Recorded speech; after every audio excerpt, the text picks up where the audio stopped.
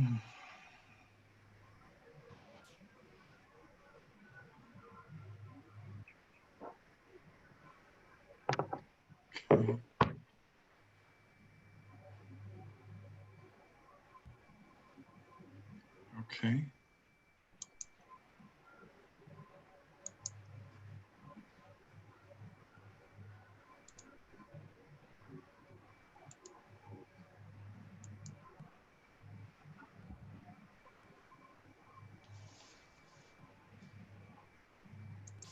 I was teaching a child this afternoon who is like ADHD on steroids.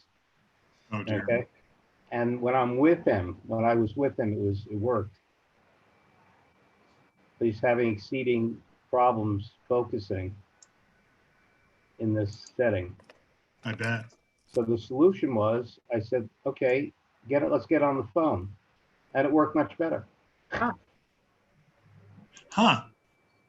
Because all he had to do was listen. Less stimulation, yeah. I was surprised.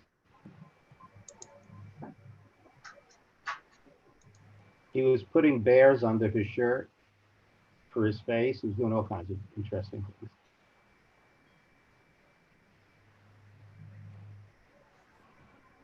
I'm talking to somebody whose phone number begins 917 and begins and ends 858. Can you identify yourself, please?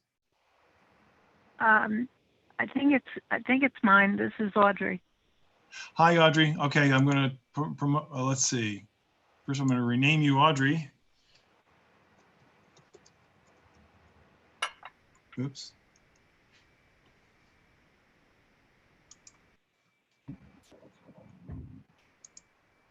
Audrey, I'm not having luck promoting you to panelist, but That's fine. That's fine. That's okay. But here's the thing. I've learned that in order to unmute yourself, if you need to, you press *6, and in order to raise your hand, if you want a question or a comment or something like that, you should you press *9. Okay. Okay, great. Keep that in mind just as we go forward. Thank you. Shelley, you're on twice. Who? You are, Shelley, you're on twice. We've got you Really? on audio and then we've got you on video. That's You crazy. can never have too much Shelley. Oh, God. I'm afraid to do anything. Let's see. There I am, twice. Criminy, Trump just came on. Okay, hi. Hi. But how am I going to get rid of one of me? Hi, Andrew. Hi, Shelley. How you doing? Well, could be better, obviously.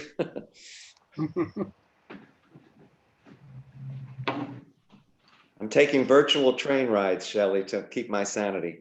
Uh-huh. Okay. Yeah, I just realized my unlimited Metro card probably expired. Should be extended. I know, mine too. Of course, I buy unlimited Metro cards for everybody in the office because they're tax deductible. So I'm saving myself a bunch of money. Might work for you? Yeah. Everybody. Hey. Hi there, Doug. Yeah. Um, I saw you the other day with your wife, and I shouted, but you didn't hear me, and I had to go the other direction. Me? Yeah. What time of the day?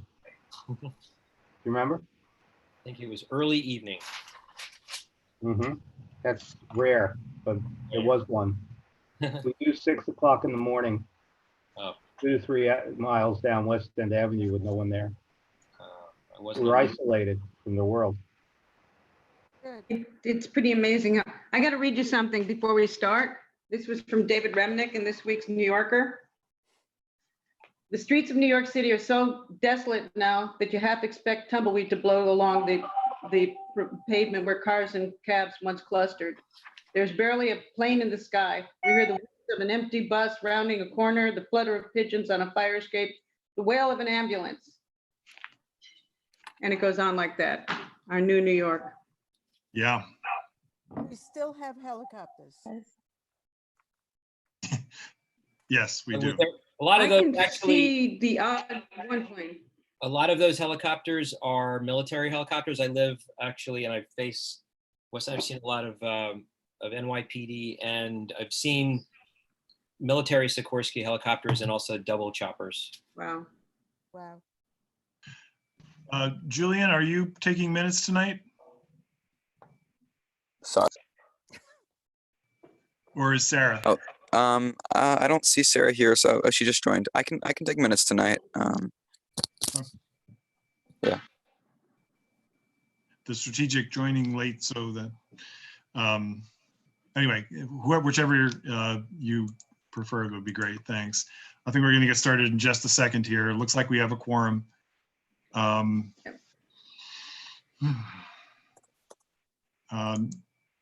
And Audrey is the, okay.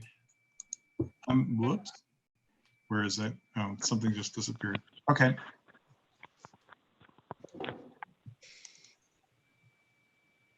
Okay, we have 29 board members. So I'm in the chat. If you go to the bottom of your screen, the chat box should be one of the ones that pop up. If each of my board colleagues could just put their names into chat, that is an effective way to record attendance at the meeting. And then I'll just save the chat, and that'll be the sign-in sheet, as it were. I don't know how to do open. I'm in chat, and it's not letting me write anything. It's all the way at the bottom. I know, I pressed, I'll figure it out. Not to worry, chat, Alt H. I don't see it. I see it, here we go, type your message here. I'm going to put in Audrey because Audrey is on the phone, and I don't think you can do this on the phone. Okay, No, I doubt it. Thank you. Okay. And I don't see anybody else on the phone, so I think that's everybody. All right. Well, it's 6:33. Why don't we get started? Thank you all for joining tonight's steering committee meeting. We have a bit of an agenda for this. And so I'll just jump right into the first topic on the agenda that I circulated, or the revised agenda that I circulated, which is discussion of alternatives for voting during the online full board meetings. There were questions that were raised during and after the April full board meeting. I will share a couple of things and then open it up to comment. CB2, 5, and 8 do essentially the same thing that we do. There was a suggestion that came from, there was a concern that was raised that people who were in most of the meeting, but not all, were not able to vote at a roll call vote at the very end of the meeting. A suggestion was given to me by Christian that I am, if you guys would mute yourselves until we do that, because there may be background noises that'll interfere with our meeting. So that would be great. Thank you. I'm sorry, I'm also promoting Madge as we go here. So there was a suggestion that Christian made that I'm going to modify and propose to you. And that is that we still do a single full board roll call vote at the end, where everybody is free to vote yes on some and no on others and abstain on thirds and whatever it is. But in order to make sure that we don't exclude anybody who was in the meeting for some portion of the meeting but has to leave early, that we start, and I would propose we start at 8 o'clock.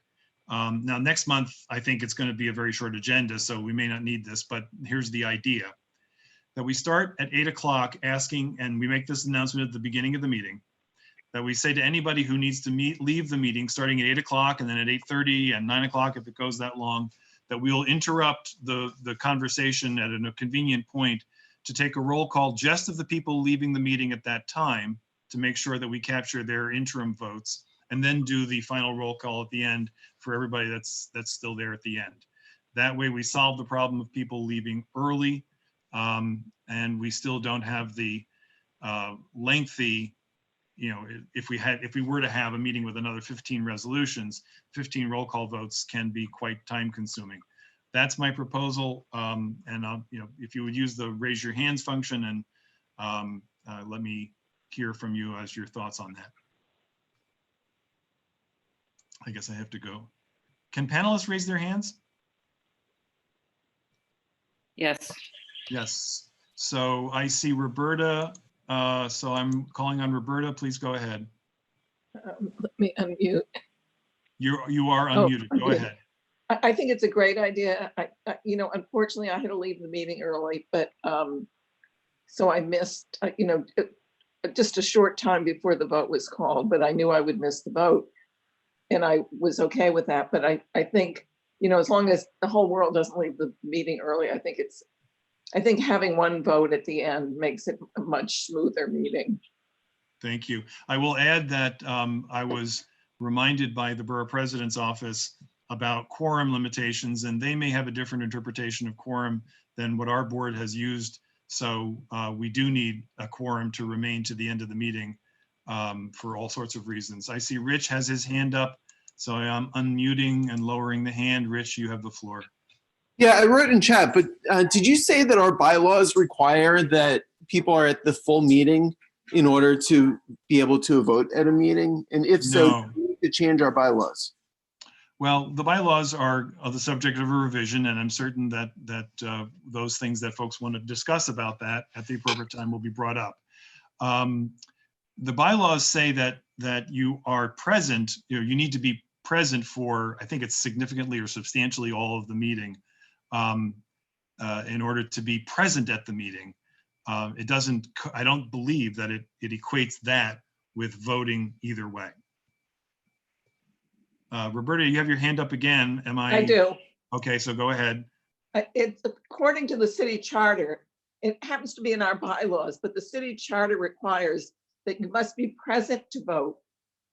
And I believe it also requires that you must be present at the majority of the meeting to count as being present at the meeting. So I don't think that's a choice. It just, we put it in our bylaws just so people would see it, not so, not as a discretion of the CB7.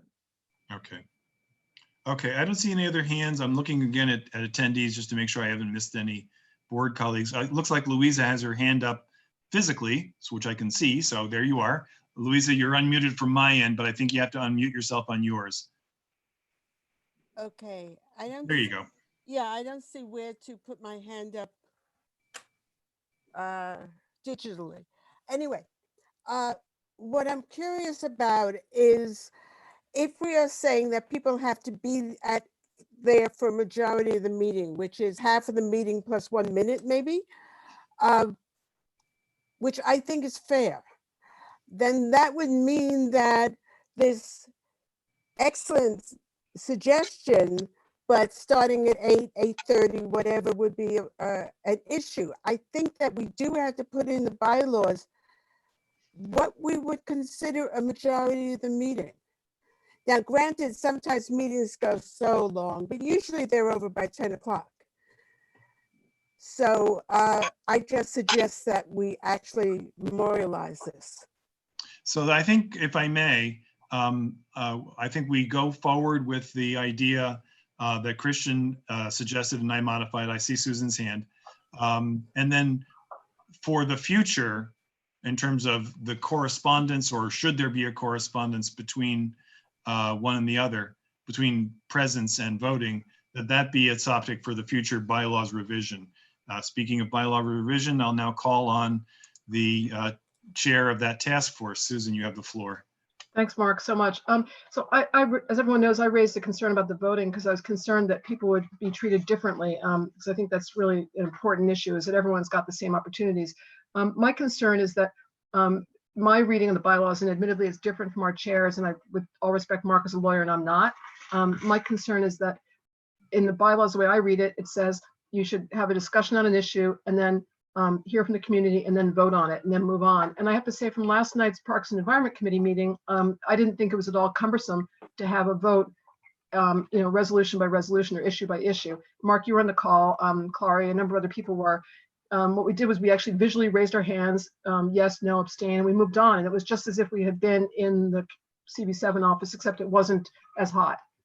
So, you know, I would be more comfortable with that, but I defer to the entire group. It's my only comment to that, Susan, and it shouldn't be all about me, is yeah, obviously I disagree about what the bylaws require. In terms of the practicality, it's a little different taking 8 votes on a screen that'll hold all 8 faces at the same time than 50 votes on a screen that I'm now looking at that has 2, let me see, it has 2 panels that I have to scroll through to see the hands raised. Well, what I would say to that, if I could interrupt here, is that I had thought about that, and we have 2 secretaries. We could take advantage of them to do, for each of them to do a vote, and it would take some of the burden off of you, and then they would be able to confer and make sure that they had the vote. Plus, the meetings are recorded, so they'd be able to go back and double check and make sure. So if we did a visual hand count, you know, like this, as opposed to finding the blue hand, now there's a problem with people who are on the phone, and you could make an allowance for that. But I think if we took the burden off of you, Mark, and put it onto the secretaries where it rightfully belongs, that would address that issue. Okay, let's hear from some other folks. I see some hands raised now. So I'm just going to go in the order they appear in my queue here, which is Michelle Parker is next. Go ahead. Okay, am I on? You're fine. We can hear Okay, and you see can hear me? Everybody can hear me? That means, Mark, I can leave every meeting early? I would prefer that you not. I've been on this board for 12, almost 13 years. I can count on the fingers of my left hand and not use all my fingers how many times I've left a meeting early. I was the beneficiary at BCI of being the last committee that gave the resolutions, and it always upset me that people left. I understand some people have to leave, but apart from that, it always upset me that some people had to leave. I don't know if this becomes a quorum issue, but you've already addressed that, and I hope it never does. I just think this gives people the incentive to leave early, and I don't like that. I'm against that. The program is unfair to small businesses like hers. Somebody's got a recording going on, so if you could mute yourself, that would be great. Are getting grants and they're being given money, but Thank you. So next hand I see is Christian Cordova. Thank you, Michelle. I'm unmuting Christian. Okay. And lowering the hand, please go ahead. 2 things. To address the issue about, I think it's cumbersome to try to count the vote resolution by resolution with this many people. In terms of like being a little bit different from what the bylaws said, we're in emergency times. You know, the bylaws also said you have to be present. Or actually, the rules say you have to be present at the meeting, which we're not physically any longer. So we had to make an adjustment. We're using Zoom right now. So the voting at the end with the roll call is just a reasonable adjustment to be able to count the votes and to be able to lead the meeting in a reasonable time. Okay, thank you. I see a couple more hands here, and this is not the main event tonight, so I'm going to take these hands, and then I propose we move on. So the next person is Julian, one of our co-secretaries. You're unmuted, and now your hand is raised. Please go ahead, Julian. Hi, I just wanted to comment on counting votes based on the perspective of the co-secretaries, and I did based off of what Michelle said. I think, oh, sorry, not Michelle. Susan said. I think that there is a possibility to count votes by looking at the screen and counting people's hands if they're raised, and that does seem like a good idea for smaller meetings. But when we're on a larger meeting where not everyone has their video on, or some people are calling in by phone, that doesn't always work. And the 2 screens can make it difficult because sometimes people's videos move around. So you could double count someone by accident. It could get complicated. In terms of the roll call, Sarah took the roll call at our last meeting, and I think it went pretty smoothly, and Mark was able to back her up, and then we were able to count the votes and tie things at the end. And it seemed like the most efficient way to do things. I understand that it's important to count the votes of people leaving early. And I like the proposal by Christian and Mark to do the vote count at 8 p.m. or at intervals of time. I think that's probably the most effective way to do this. We're in an emergency situation, so nothing's ideal, but I think that's the best way to go forward. Okay, thanks. I see I've got Rich Robbins, Clary Newelt, and Doug Kleiman, and I propose that we move on after that. So I'm unmuting Rich. Please go ahead. Yeah, just real quick. I asked Noel at Beta NYC about digital options, and he sent two. I had time to look into one of them, and it looks like it could be a really good option. It basically would email all the board members. Every board member would get a password so that you can securely go in and register your vote, and you can vote on each issue. So we could use this digital option. It would be very similar to our recorded vote sheet, and it seems to work extremely well. And could be a lot. Everyone could vote at the time of each resolution, and it would keep track of everything. So I recommend that we look into doing that, possibly testing it with a committee meeting, but or just testing it with a small group.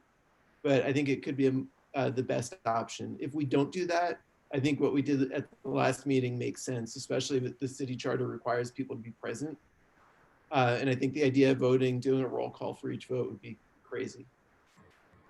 Whoops, excuse me 1 second. I'm promoting people to panelists who are in the attendee section. I think I've got everybody that's supposed to be here. Thank you. I'm going back to, I see Doug and I see Jay as well. So I'm unmuting Doug. I think I'm on Doug Kleiman, I should say. Whoops. So I just happen to have the bylaws in front of me, and what I see is it says all members present at full board meeting. Now, unless I have an excerpt or there's another original copy, so I don't see the idea of it being at the entire meeting. Although I do understand Michelle's point. We should make best efforts to be at the entire meeting or the majority of it.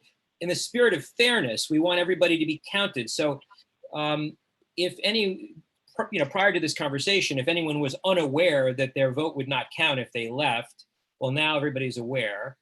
I like the idea that Christians proposed because it seems to cover everyone. I mean, and if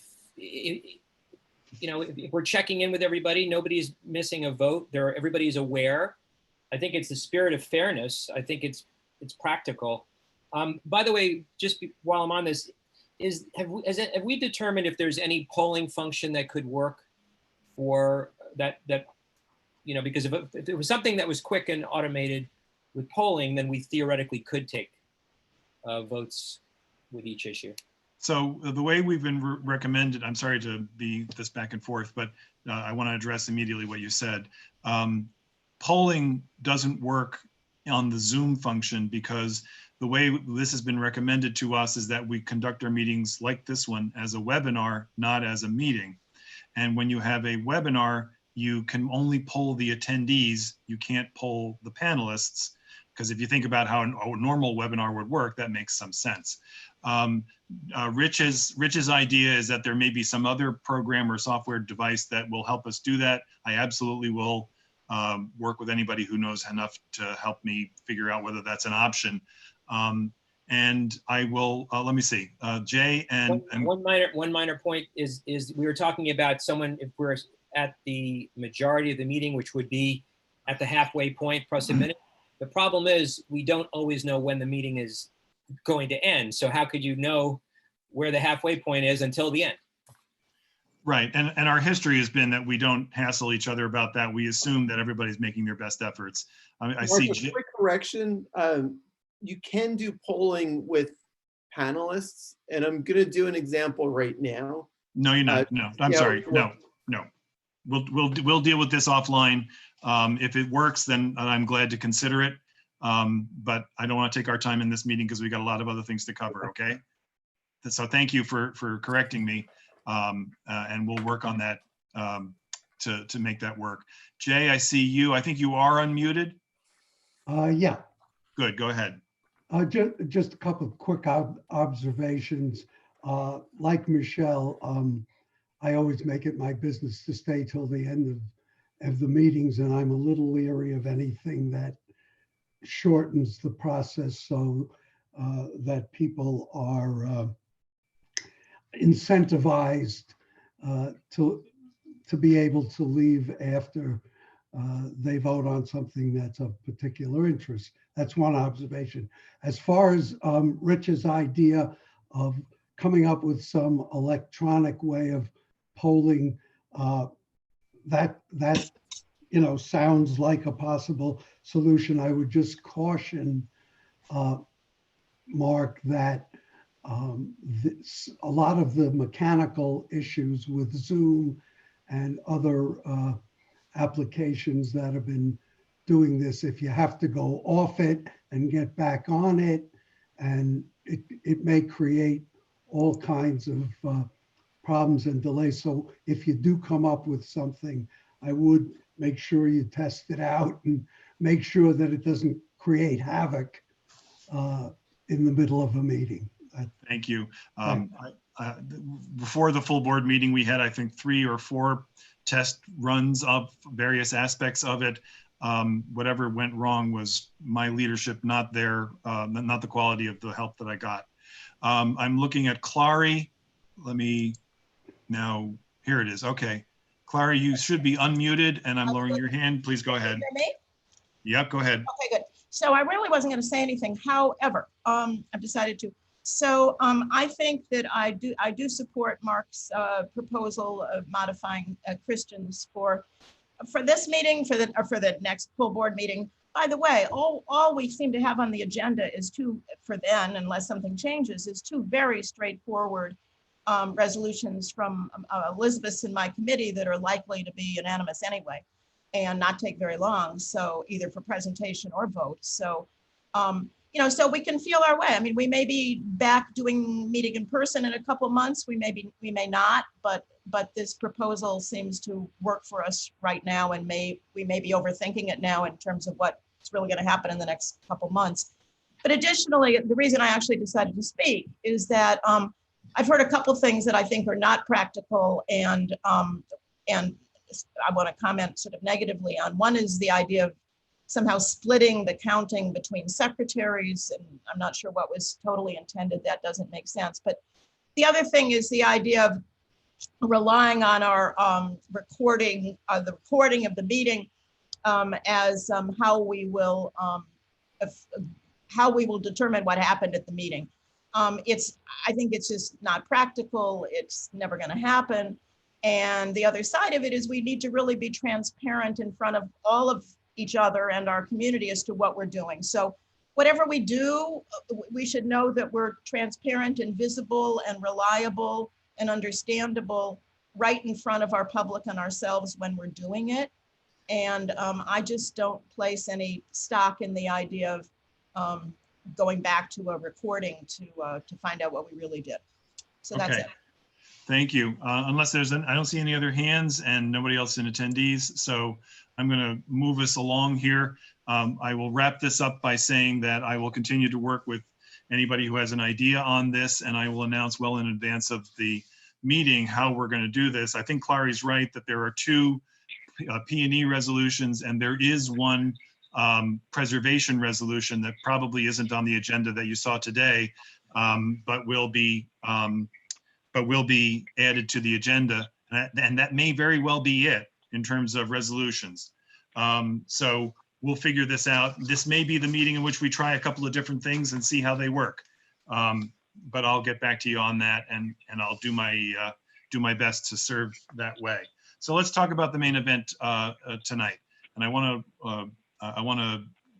unfortunately, I want to say a few things first to kick this off.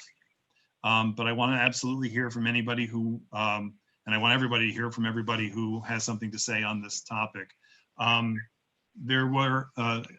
shared with everyone a letter that I received from a group of board members. I hope you all had an opportunity to review it. I shared it with you because I didn't want to have a meeting in which some of us had read the letter and some of us had not. And it raised very important issues that are worthy of our discussion. I have a few notes here, if you'll forgive me. The concerns raised in the letter echo things that other folks have said in other groups, including some that include me and some that I'm sure don't. And that's So I take obviously all of this quite seriously. And there are some things in there that I want to sort of tick off as a way of talking about this.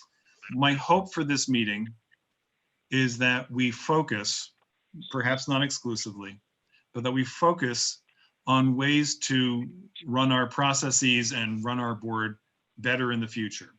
I understand that there are serious concerns about what's happened in the past, but I'd like us to use, to the extent that we can, use this as an opportunity, perhaps to leverage the concerns that have been raised about the past to build a better future.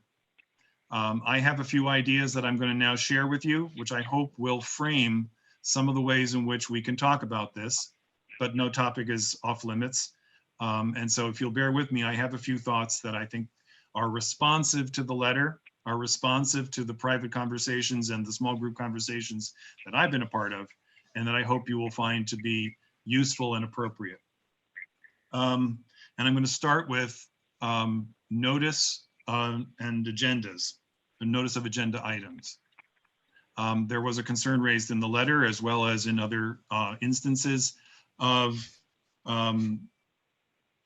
using an exigent circumstance or an emergency situation to add things to an agenda, either at the last minute or even the agenda itself being put together at the last minute. I hear that objection very clearly. And I will be working with all of my, now this is steering, so I'm talking primarily to the committee chairs, but of course to everybody with respect to this. My idea is that we should treat emergencies as being a lot more rare than they have been in the recent past and in not so recent past. One of the things that I'm going to strongly recommend to all of my committee chairs, our committee chairs, excuse me, I get proprietary because I love this board, but I shouldn't say it that way.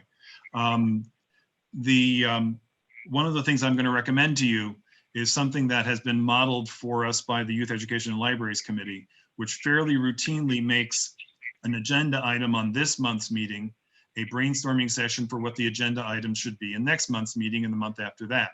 So there's a look ahead as part of every meeting. Now, there are some committees where that won't be as relevant. Obviously, BCI is mostly driven by applications.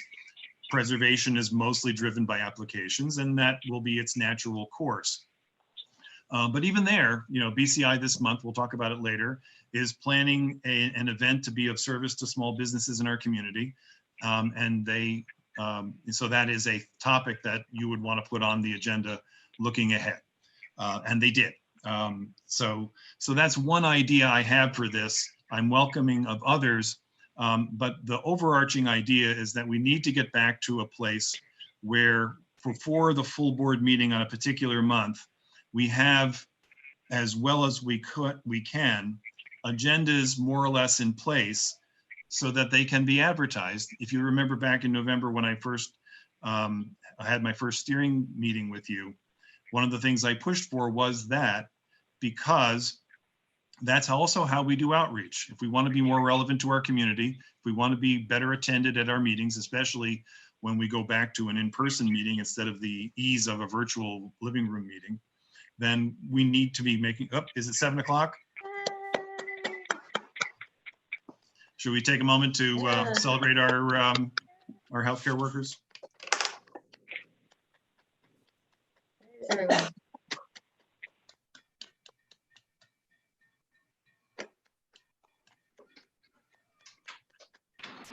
So here we go. This is Tar. Excellent.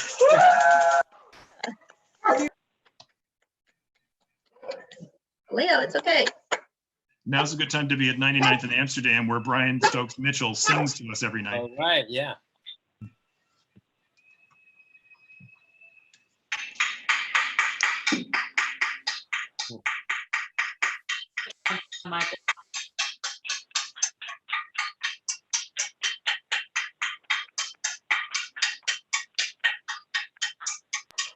It's Rosie, she's gonna unmute too. Okay. Okay. If I could bring us back now. Thank you very much. Whoops.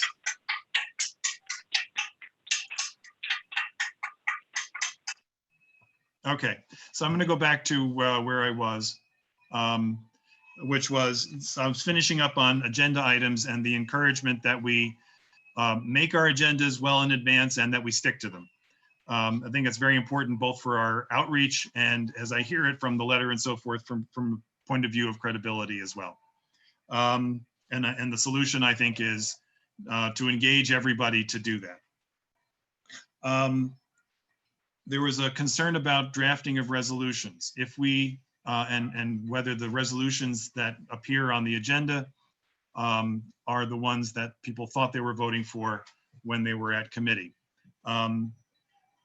I should hasten to add, I'm sorry, both with the previous matter and with many of the ones I'm raising now, that while the letter was addressed to the Transportation Committee, these practices, to a greater or lesser extent, are something that's experienced in a lot of our committees. And so I am mindful of that, that we all can take our own lead on making sure that better practices are observed throughout our board. With respect to drafting of resolutions, the application-driven ones usually are harder to do this with. But if we do what we should be doing, which is creating our agendas well in advance, then there will be an opportunity to sketch out, maybe not a full resolution, but bullet points or some kind of language that will inform the folks voting, and we can share while voting what it is you're voting for. That way, that plus the minutes should give a very good record of whether and I would also encourage what a lot of committees have done. I know Preservation does this, I know Transportation did this, others have as well, sharing drafts of resolutions in advance of their going on the full board agenda, at least with the committee, so that there is some opportunity to comment on that sort of a thing. So I would recommend that to you, and if we do what we should be doing about making our agendas well in advance, there's an opportunity to do that. There was a concern raised about what I'm going to refer to as the balance on, and now we're specifically talking about the Transportation Committee. And what I want to say there is a couple of things, one of which is the expectation of, well, so there's a sort of a balance about subject matter that was raised, and then there's a balance of membership. Let me deal with the easier one first, which is membership. I and the chairs of Transportation have been conferring about this very issue. The folks that I've appointed to the Transportation Committee, I believe, since I've been chair, are folks that are, for example, a couple of them were people who signed the letter that was distributed. It would be my intention to continue to seek a good balance of all points of view. And I would welcome, this is the time of year when we get new board members. I don't know who we're going to get, but whoever it is, it's kind of the time of year when we re-examine committee memberships as well. So I can't have a Transportation Committee of 30 people, but if there are folks who have an interest in joining the Transportation Committee to make sure that issues that they care about are heard, and going along with that, that they have the opportunity and the desire to contribute to that conversation, then I will take a very generous view about appointing people to that committee, or any other committee, by the way, but we're talking about transportation now. To make sure that anybody who wants to be heard and wants to do work on a particular subject feels welcome to do so. And that's really the most important way I can say that. And then the hand to that glove, or whatever the right way to say that is that when a doable agenda item is proposed, that it will be my strong expectation and request that it be given the opportunity to come to the committee and be discussed and take whatever action that whether it's be a resolution or some kind of meeting or some kind of publication or discussion, that we expect that those would be honored and welcomed. And I will be attentive to make sure that that happens, at least for the rest of my tenure. There's one other thing that I want to discuss, and it's delicate, so please bear with me. Not in the letter, but in private conversations, both in the community and on our board at times, there was a suggestion that membership in an outside organization is disqualifying or a conflict in connection with leadership or membership on our board. And while I was pretty confident on this issue, because I asked about it of our conflict of interest board 6 years ago, it was important enough to me that I call them again, which I did yesterday, and ask that question again and received the same answer, which is that membership in an outside organization is not per se disqualifying. Obviously, if that membership organization is an applicant before our board, we all know what we have to do. But the person I spoke with, the attorney of the day, mentioned that there is an expectation that community board members have outside interests. That's how we get on the community board. And that therefore, I want to be careful that when we talk about this, that we use language that is respectful of folks' outside interests while we protect the integrity of our process as well. So those are my initial reactions to the concerns raised in the letter and other concerns that I've heard. I want to help us move forward in a more positive way than way I hope that will address the concerns that led to the letter, that led to other expressions of interest. And I'm going to now stop my soliloquy and invite folks to comment.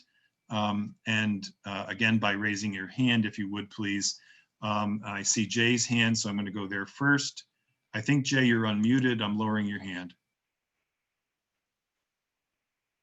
Yeah, Mark, I wanted to address the issue that you just spoke about, which is conflicts of interest, both articulated in our bylaws and a change in our bylaws a few years ago, and as well as the administrative code and opinions of the Conflicts of Interest Board. I had occasion when I chaired the Preservation Committee to deal with a couple of potential interests, and those were interests that were contemplated in the context of people who had private interests or private/economic interests in issues that came before the board, and it was easier to deal with in the sense it was more clearly defined. But as chair of that committee, we happened to have a couple of members who were with commercial firms that did business in the area that the Preservation Committee had jurisdiction over. And so I had occasion, but that turned out to be relatively easy.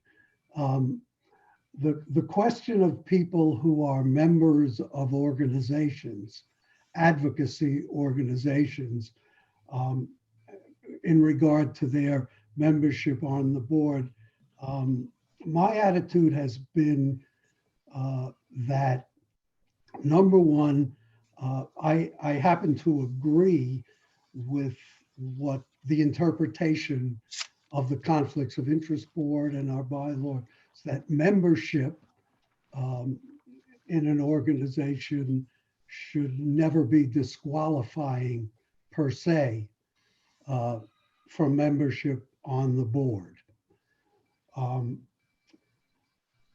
Our bylaws up until 2012, 2013.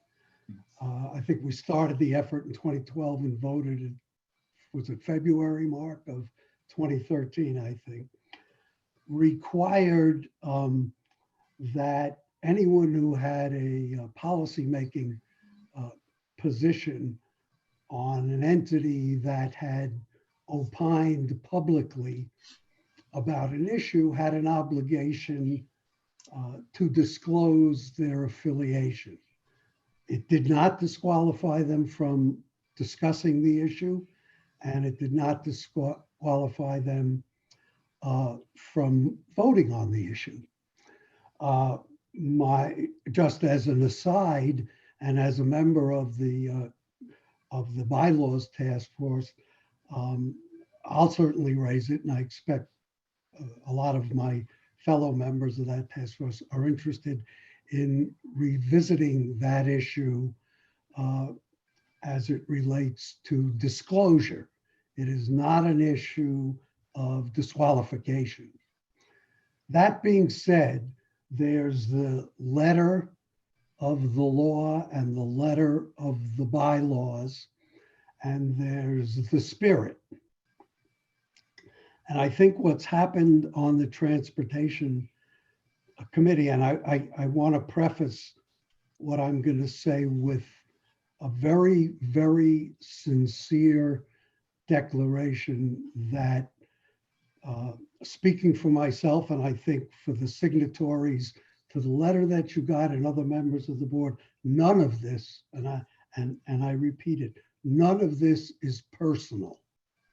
It is strictly a question of what the best process is to serve the needs of the community.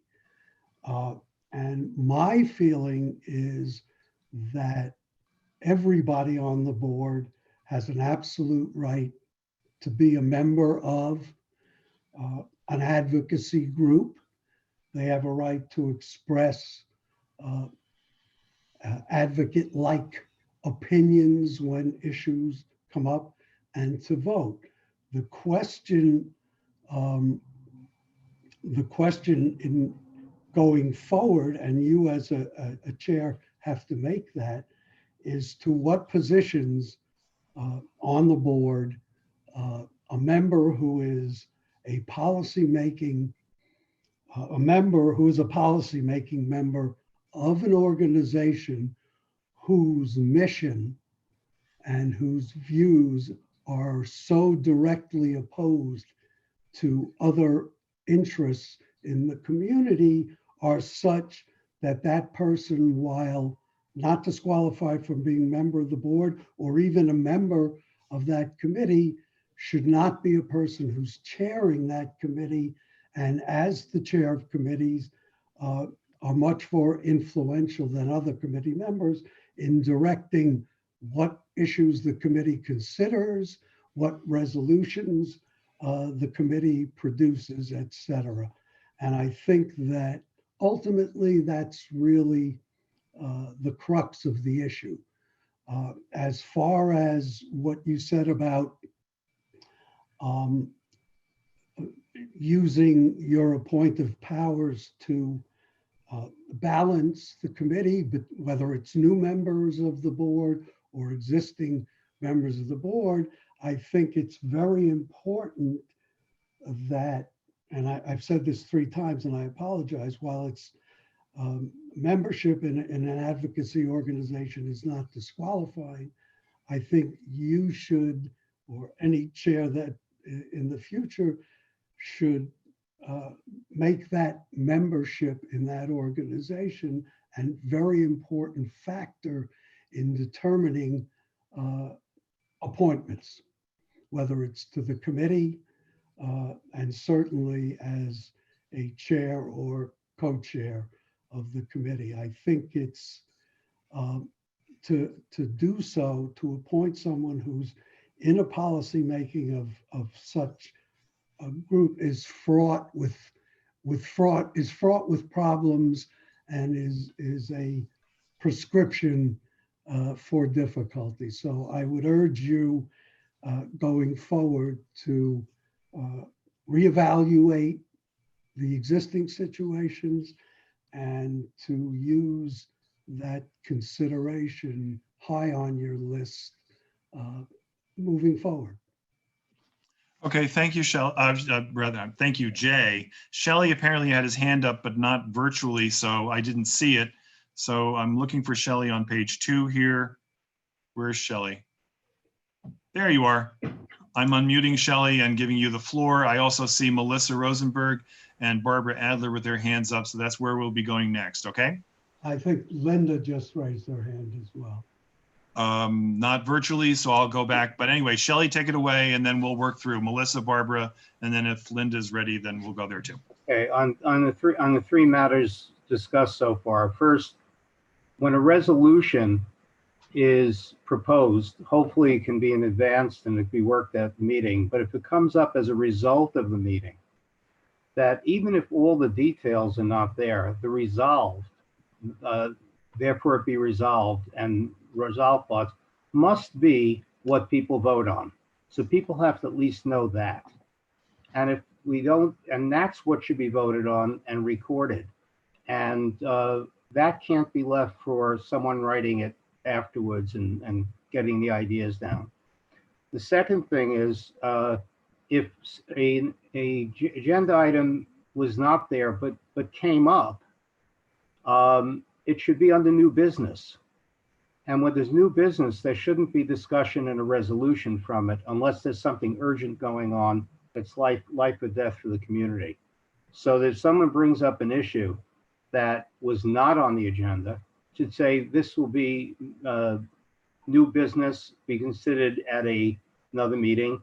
And at that time, a discussion of who we need at the meeting in order to discuss this, because there needs to be a balance on the issue.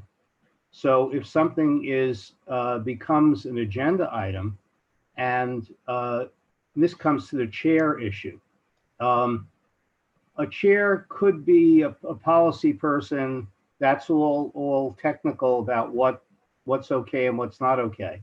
But if and this is not just one committee, if the person who's in the chair position, organizing the meeting and setting the agenda, although it should be set by the committee, but very often setting the agenda, there needs to be an attempt, a good attempt, to bring in two sides or more sides when it's discussed at a meeting.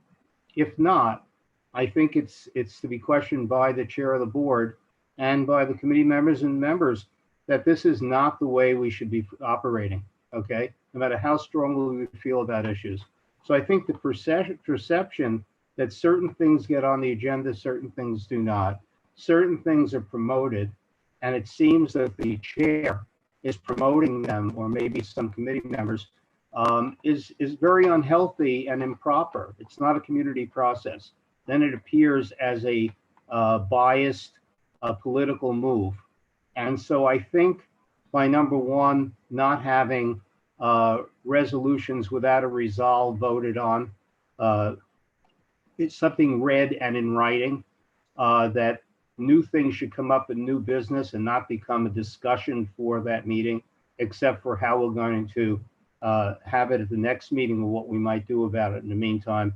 And third, the chair's responsibility, the committee's responsibility, but especially the chairs and co-chairs, to make sure that for every issue, there's an attempt of bringing as many people with varying views to the table, experts with data, okay? It's very helpful to have data and to have people who have experience in the field on different sides. Thank you, Shelley. I see Melissa Rosenberg, Barbara Adler, Rich Robbins, Christian Cordova. Those are the ones I have so far. So I'm going to go in that order. Oh, I'm sorry, and Linda. Thank you. I think Linda is after Barbara. So I'm going to go with Melissa first. I think you are unmuted. Can you confirm that? Hi. Yep. So I'm lowering your hand. You have the floor. Yeah, I want to speak to just the affiliations piece. I find that to be like a really worrying idea, that we would start to vet people who can chair committees based not on, it just feels very subjective to me. And it feels sort of unevenly applied. Like we are really focusing on transportation, and I don't have a particular feeling about transportation in particular, but we never look at like land use and look at the chairs and how pro or anti-development they are based on their outside affiliations. So I feel like this is a really tough to enforce arbitrary decision, or that's how it feels, that we're choosing what organization is like represents leaning in some direction. And I just worry about this being in the bylaws in any form. Thank you. Is that it, Melissa? Yeah, I guess so, because all right. So Barbara is next. I think you are also unmuted, so I'm lowering your hand and giving you the floor. Thank you, Mark. A few things. I think there's a leadership issue here on this committee. I believe that the chair should be thinking about the entire district when they do their agendas every single month. And that doesn't happen. I think that the agenda is, I don't know for a fact, but my hunch is that the agenda is written by a couple of the people who are TA members. And instead, you know, we're not talking about mass transit issues. We're not talking about dangerous intersections. We're not talking about bike infractions. And there's a few other things that I wanted to mention, and that is that in new business a few times I have brought up issues that I wanted to discuss, and others have done it also. There was one issue I brought up. I remember Doug Kleiman told me he was also aware of that issue having to do with illegal placards that people put in their cars. And these are not put on the agenda for the following month or any month. But there was one in particular that somebody called my attention to that I just felt was outrageous, where somebody on our board took the trouble to do a PowerPoint presentation and was invited by Andrew Albert, who at that time was the other co-chair of the Transportation Committee, to make a presentation of that, and was asked to do it in January when the police were going to be speaking on the same issue. It was about bike infractions at particular intersections. I happened to see that PowerPoint presentation, and in retrospect, out of curiosity, I also went to look at the YouTube of that meeting. And it was shocking, because what happened is that this person began to give her presentation. The screen had been lowered for her. Mark, you helped her put a thumb drive into the computer. So, and the presentation. This was long before I was chair, right? Yes, and it was about, and 5 minutes into the presentation, suddenly this person was asked to stop, and Howard said, I'm sorry, you can't make this presentation now. You'll have to do it in new business, which was over 2 hours later. I don't understand. I wouldn't treat anybody that way, but to treat another board member that way with a presentation that had been done, it just seemed outrageous to me.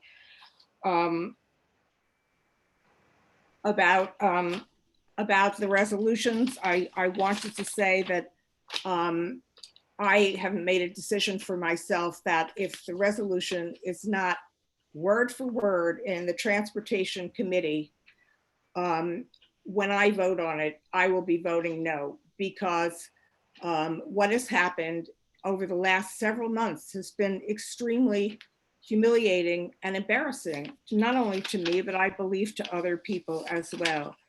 And lastly, I just want to say that, you know, years ago, long before many of the current board members were on the board, I was co-chair of transportation with Andrew Albert. And at that time, many of our issues came to us through the board, but we also solicited the people who came to our meetings for things that they would like to see put on the agenda. And we concerned ourselves primarily in those days with things having to do with dangerous intersections and with stop signs and other things that we felt were really important to be added to the community. And that just is not done now. So that's all. Okay. I am going to speak at the end, of course, to try to move us forward. And so I'm not going to respond as we go along to each comment. I think it's better for everybody to speak to each other. And I want to just make us all mindful that we're all on this call, we're all in this together. So from a personality standpoint, I know that there are instances of conduct that are concerning. I appreciate the way that Barbara just expressed them as being in that vein. But I just want to, I may be remiss for not having mentioned this at the top. But I will endeavor to speak to everybody as colleagues and appreciate that everybody else is doing that as well. I should also add, by the way, that the tone of the letter that was circulated, I found to be respectful and appropriate, and I appreciate that that probably took some effort. And so I appreciate it. I know I'm repeating myself. Thank you for the interruption or abiding the interruption.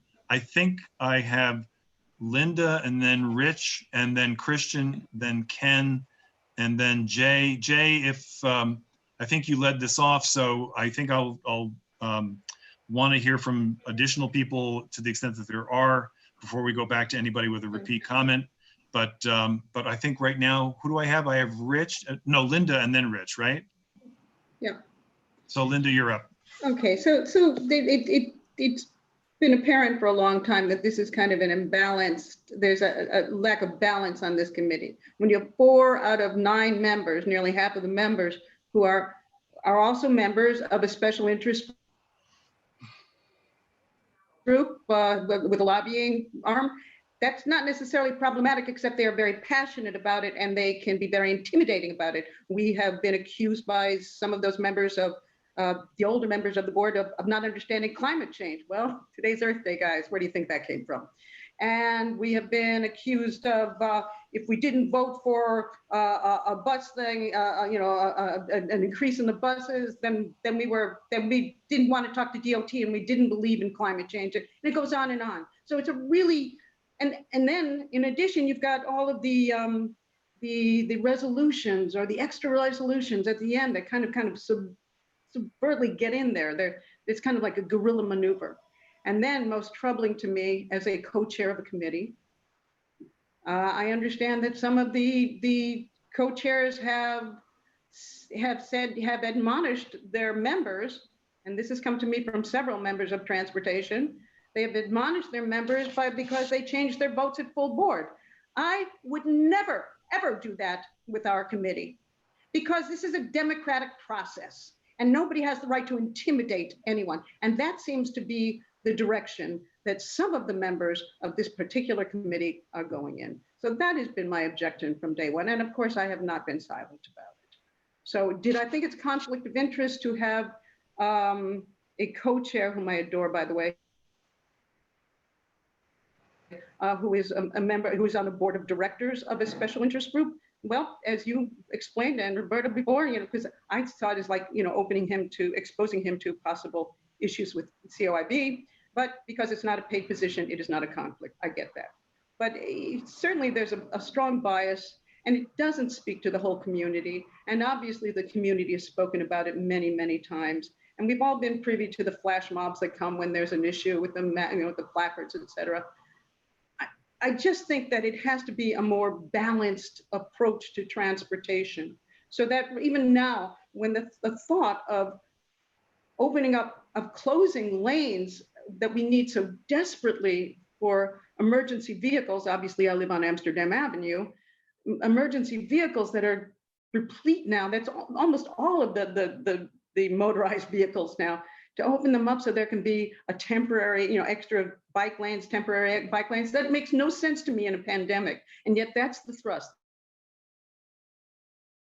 That's the direction. So it's a committee that is losing perspective. And that's what I'd like to see, more people who could give a better balance on that committee. And I think your direction is right, Mark, to add more people on the committee who have a certain balanced approach to it. Not all cars are bad and not all bikes are great. That's my 2 cents. Okay. Thanks, Linda. I'm going to, whoops, somebody's got a mute problem. I'm going next to Rich Robbins. I actually am unmuting you, although I think you have to do it too. Okay. Yep. And then lowering hand, Rich, you got the floor. Yeah, so I'm intrigued that you found the letter respectful, because I found that it directly and falsely and maliciously accused me of impropriety in a number of ways. And I do want to clear the record on a number of things. Number one, I completely agree with the authors of the letter. We have a broken process for publicizing agendas, and that has nothing to do with transportation. That's across the board. And that's a problem we need to fix. And I think this is making it clear that we need to and we will fix that issue. we also have a broken process for setting agendas. I think Mark's idea that every committee set the agenda for the next month's meeting at each month is a great idea. I think that should be done. I've been calling for years that transportation needs to have an agenda set far in advance, and that hasn't happened. So as much as the authors of the letter are upset by the process, I'm equally as upset. I feel that too often, and this goes far beyond the current chairs, this has always been the case, that transportation just seems to never set an agenda in advance. We get a few transactional issues that get put on the agenda, and any other issues have been added to last minute. And that's an issue I'm hoping that gets fixed as well. But I don't, and I haven't been in any way privy to the process. I don't know who's setting the agenda. I don't know that it is the chairs even setting it. I think it just somehow magically appears. And to the extent that it does, we're not notifying the public. And we end up wasting months and months of meetings because we have a meeting and people say, you know, this wasn't on the agenda. And it finally gets added, but too late. And so we don't end up voting on things. So that's a frustration that's not a policy issue. I think it's just a broken process. Specifically, the letter directly accused me of, quote, intentional lack of transparency in bringing up this item that is echoing the borough president, the council speaker, council member Levine, and several other community boards in calling for the temporary use of streets as public space. And this accusation is completely false.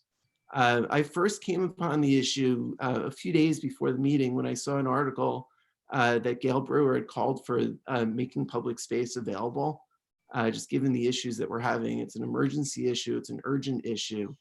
And so I emailed Howard, Meg, and Mark saying, you know, this is something we should bring up in Tuesday's meeting, and said, you know, we should put it on the agenda, we should make it public and notify everyone. And Howard right away emailed Penny saying we should, can you please add this to the website and add this to the agenda? I noticed afterwards that hadn't happened. I directly emailed Penny and it still did not make its way to the agenda. And the idea that I've been accused of intentional lack of transparency is absolutely false and defamatory. I'm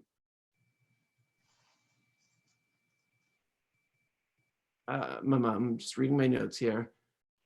And those who were on the meeting noticed I gave Howard a hard time when he inaccurately blamed the late delivery of a draft resolution as the reason it wasn't on the agenda, when that wasn't the case. And we had made the effort to get it on the agenda and it didn't. And calling it a guerrilla maneuver is really outrageous. And I'm amazed that another board member would accuse me of saying that or of doing that. The letter also falsely says that, quote, though initially there were about 20 board members on the call, most of them left before a committee member, that's me, introduced the resolution. It happens that Zoom keeps a direct log of everyone who logs in and out of meetings. And I checked the records and the YouTube archive. 19 board members attended that meeting, and all but Cindy, Jay, and Roberta were still in attendance at the time I brought it up. I brought it up sometime around 8:30. Cindy left at 8:02. Jay, who just said he never leaves meetings early, left at 8:14, and Roberta left at 8:20. Everyone else was still in the meeting at the time, so that's false. Then there's, in the letter, it says, quote, so many members of the committee are affiliated with the lobbying group Transportation Alternatives. I can't speak about membership for anyone else, and I don't know how the authors even know who's a member of any organization, but they make it sound like a cult and or flash mobs. It's crazy. And for me, and I can only speak for myself, my entire affiliation with the organization is I gave a small amount of money and I rode in one bike ride last year. And I'd hope that all other board members are as concerned as I am about this McCarthyistic accusation calling for blacklisting of those alleged to be affiliated with a legal nonprofit group. And Jay is calling for considering membership in organizations before we appoint people to committees. That's crazy. Are we going to start asking every board member to declare every membership in every organization? Does that mean that people who belong to Landmarks West, who contribute to Landmarks West, can't be on either land use or on preservation? It's just mind-boggling. It's completely McCarthyistic to say that. Let's be careful with adjectives, okay? I'm being direct with that adjective. I think the idea that, I mean, are we going to start asking people if they've ever been a member of an organization? Also, the letter says that TA is a lobbying group. And I looked up, TA is a 501c3, which means that they're legally prohibited from lobbying, which means that you're accusing both the organization and its members of illegal activity by saying they're lobbying. Looking up, I mean, if you look at the chairs of many of our committees, they serve on, they either have business interests or other interests, such as Sheldon as president and director of Wishfish, and also as the co-chair. Paige is the chair of the board of Landmark West, and serves on land use. Andrew Ridgie is executive director of the New York Hospitality Alliance. I think that's great, and I'm not in any way saying there's any fault in that. I think it's wonderful, and that's what we should be. And the idea of disqualifying people because they happen to be a member or happen to be active in an organization is crazy. What I see here is, you know, ultimately it's a minority of members who are trying to exert disproportionate influence on the board. It's incredibly ironic to me that they claim to have additional support from nameless board members, while they also claim that they're acting in the most transparent and inviting manner. And then they have the nerve to accuse me of intentional lack of transparency, which is completely the opposite of the truth. And ultimately, 10 people on the board, which is 20% of the board, signed this letter, and 3 of the 10, which is 30%, are on the transportation committee. So if they want proportionate representation on the committee, any restructuring should take off people from this block, not add more. Ultimately, I completely agree. We need to publicize meeting agendas as early as possible, and I've been calling for this for years. And we should limit emergencies, but we shouldn't let a minority of board members prevent us from dealing with urgent issues. And you know, we have votes, and you know, if the majority needs to win, but we can't prevent having votes because a minority of members don't like what the vote is on. So that's what I have to say. Thank you, Rich. I think my next speaker is Christian Cordova. I would encourage all of us, I've said what I've said. Christian is next, and then Ken, then I'm going to take Jeanette, and then Jay. So that's kind of the who's up next. Okay, so Christian, I think you were unmuted. Go ahead. Okay. I just want to echo the sentiment that being a member of a special interest group, it cannot be a disqualifying factor to be a member of the board. And it cannot be used as a disqualifying factor for somebody to be a co-chair of a committee or a chair of a committee. Having said that, the issues that Shelley raised and Rich raised are valid. We have some problems in terms of agendas that has to be fixed. And we just have to brainstorm about how we go about that. One of the problems with Rich resolution in the last meeting, because it was unfortunate that it wasn't publicized ahead of time in terms of the agenda. I think also made it impossible for us to be able to vote on it that particular night, because it really needed to have more public participation on it. So these things happen. We just have to adjust and move forward.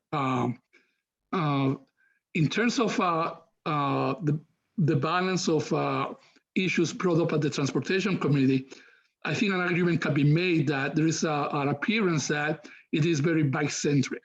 But having said that, when you have, if there is an issue with a particular, let's say, a special interest being put forward ahead of others, I think the chair has to, the chair of the board has to evaluate whether that was just an accident, you know, a byproduct of like that just went the way it came out about, or whether there is an issue of a particular chair suppressing other issues. That's so that if it is found out, you know, and I'm not saying that that's the case here, that a particular committee is just like, let's say, disregarding issues that the community might be interested in a purposely way, which it's delicate, you know, that's not, you know, necessarily what, you know, it could appear that way, but it may not be the way it is. It would be up to the chair, I guess, to try to address that issue by either appointing other chairs on that committee or just doing some restructuring. But there is, just to say that somebody being a part of a special interest group shouldn't be a chair of a committee, I don't agree with that. And the point that Shelley brought about about anything that gets brought up as new business, I think, yes, it cannot be properly be taken as a resolution for that particular meeting. It will have to be addressed on a next meeting. Thank you, Christian. Is that, are we there? Louisa, I see you have your hand physically up, so I'm going to add you to the queue. But the next person to speak is Ken, and then Jeanette, and then I actually see Howard and Meg have both raised their hands. I'm sorry, Elizabeth's in there too. I'm not sure I saw that before. So I'm going to call on first-time speakers before I do any repeats, okay? And so Ken, you're next. I think you're unmuted. Can you confirm? Yes. Go ahead. Okay, and just wanted to say, first of all, I've never been a member of the Communist Party. I wanted to, moment of levity. I thought we needed it. I wanted to speak to a couple of issues, and the first is this idea that somehow the committee isn't balanced and doesn't reflect the interests of the community. As Christian says, there's appearance and then there's reality. While only a quarter of households in our district have a car, everyone is a pedestrian, and pedestrians are directly affected by most of the matters that have come before our committee. Also, the committee clearly reflects the full board. I totaled up the full board votes for the last 13, for the last 6 months of full board meetings from October through March. And on the 13 potentially controversial transportation committee items, this was the vote: 367 in favor, 56 against or abstaining. That's 15%. So whatever the transportation committee is doing, we're reflecting, I think, the will of the board. I think what's really happening here is that this letter is the product of an unhappy minority that doesn't like what's being overwhelmingly approved by the full board, and they can't win at the full board. And so they're trying to cut things off at their origin, which is at the committee. And on the question of TA membership and board membership, this came up, as people might recall, 7 years ago in 2013, when we were voting on Amsterdam Avenue. And at that time, I spoke and I said a few things. And towards the end, I said, we're all appointed to this community board because we're critically engaged.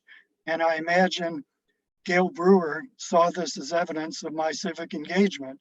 And from the back of the room came a voice who said, I did. And that was Gail.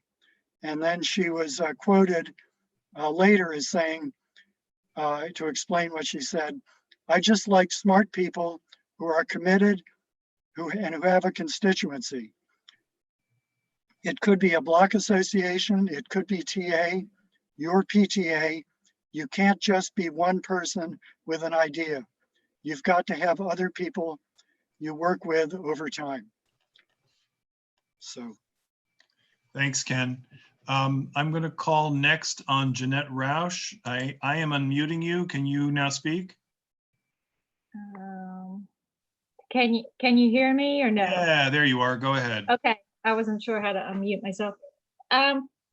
So I did see the letter and I didn't feel totally comfortable signing it because I have not participated in enough transportation committee meetings to really understand the dialogue that's going on at that level.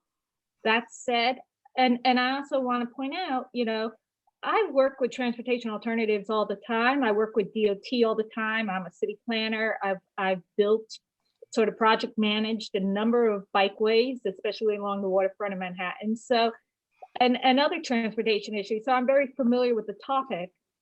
And while I support bikes and I ride a bike and I want safer bikes and I understand the direness of safety and everything, I've been disappointed with the resolutions. I feel that the way that they've been written and prepared at the full board makes it hard for me to vote for them, even if I feel like I support the intent of the resolution. I feel that the way that it's presented, and whether that's intentional or not, maybe it's sort of like hidden discrimination, so to speak. You don't realize you're doing it because that's just the way you view things. But I think when we hear the response from the public, how unhappy they are, how they start to talk about us as we're anti-car, anti-middle class. And I've heard this from DOT and city community boards from other boroughs, other community boards now view our community. They're like, what's going on with Community Board 7 transportation? Like, they're really crazy. And so that makes me pause to say, you know, we should look at this. We should look at how are we writing a resolution? Why are we giving that perception?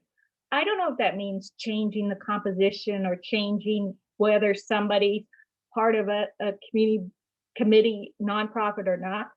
But I do think that we have a result here that doesn't reflect well on all of us as representing the community. And that we should look at that, you know, and I assume it's not intentional. And I don't like people sort of talking about McCarthyism and communism and all that. But I do think we should look at, you know, the results of our actions.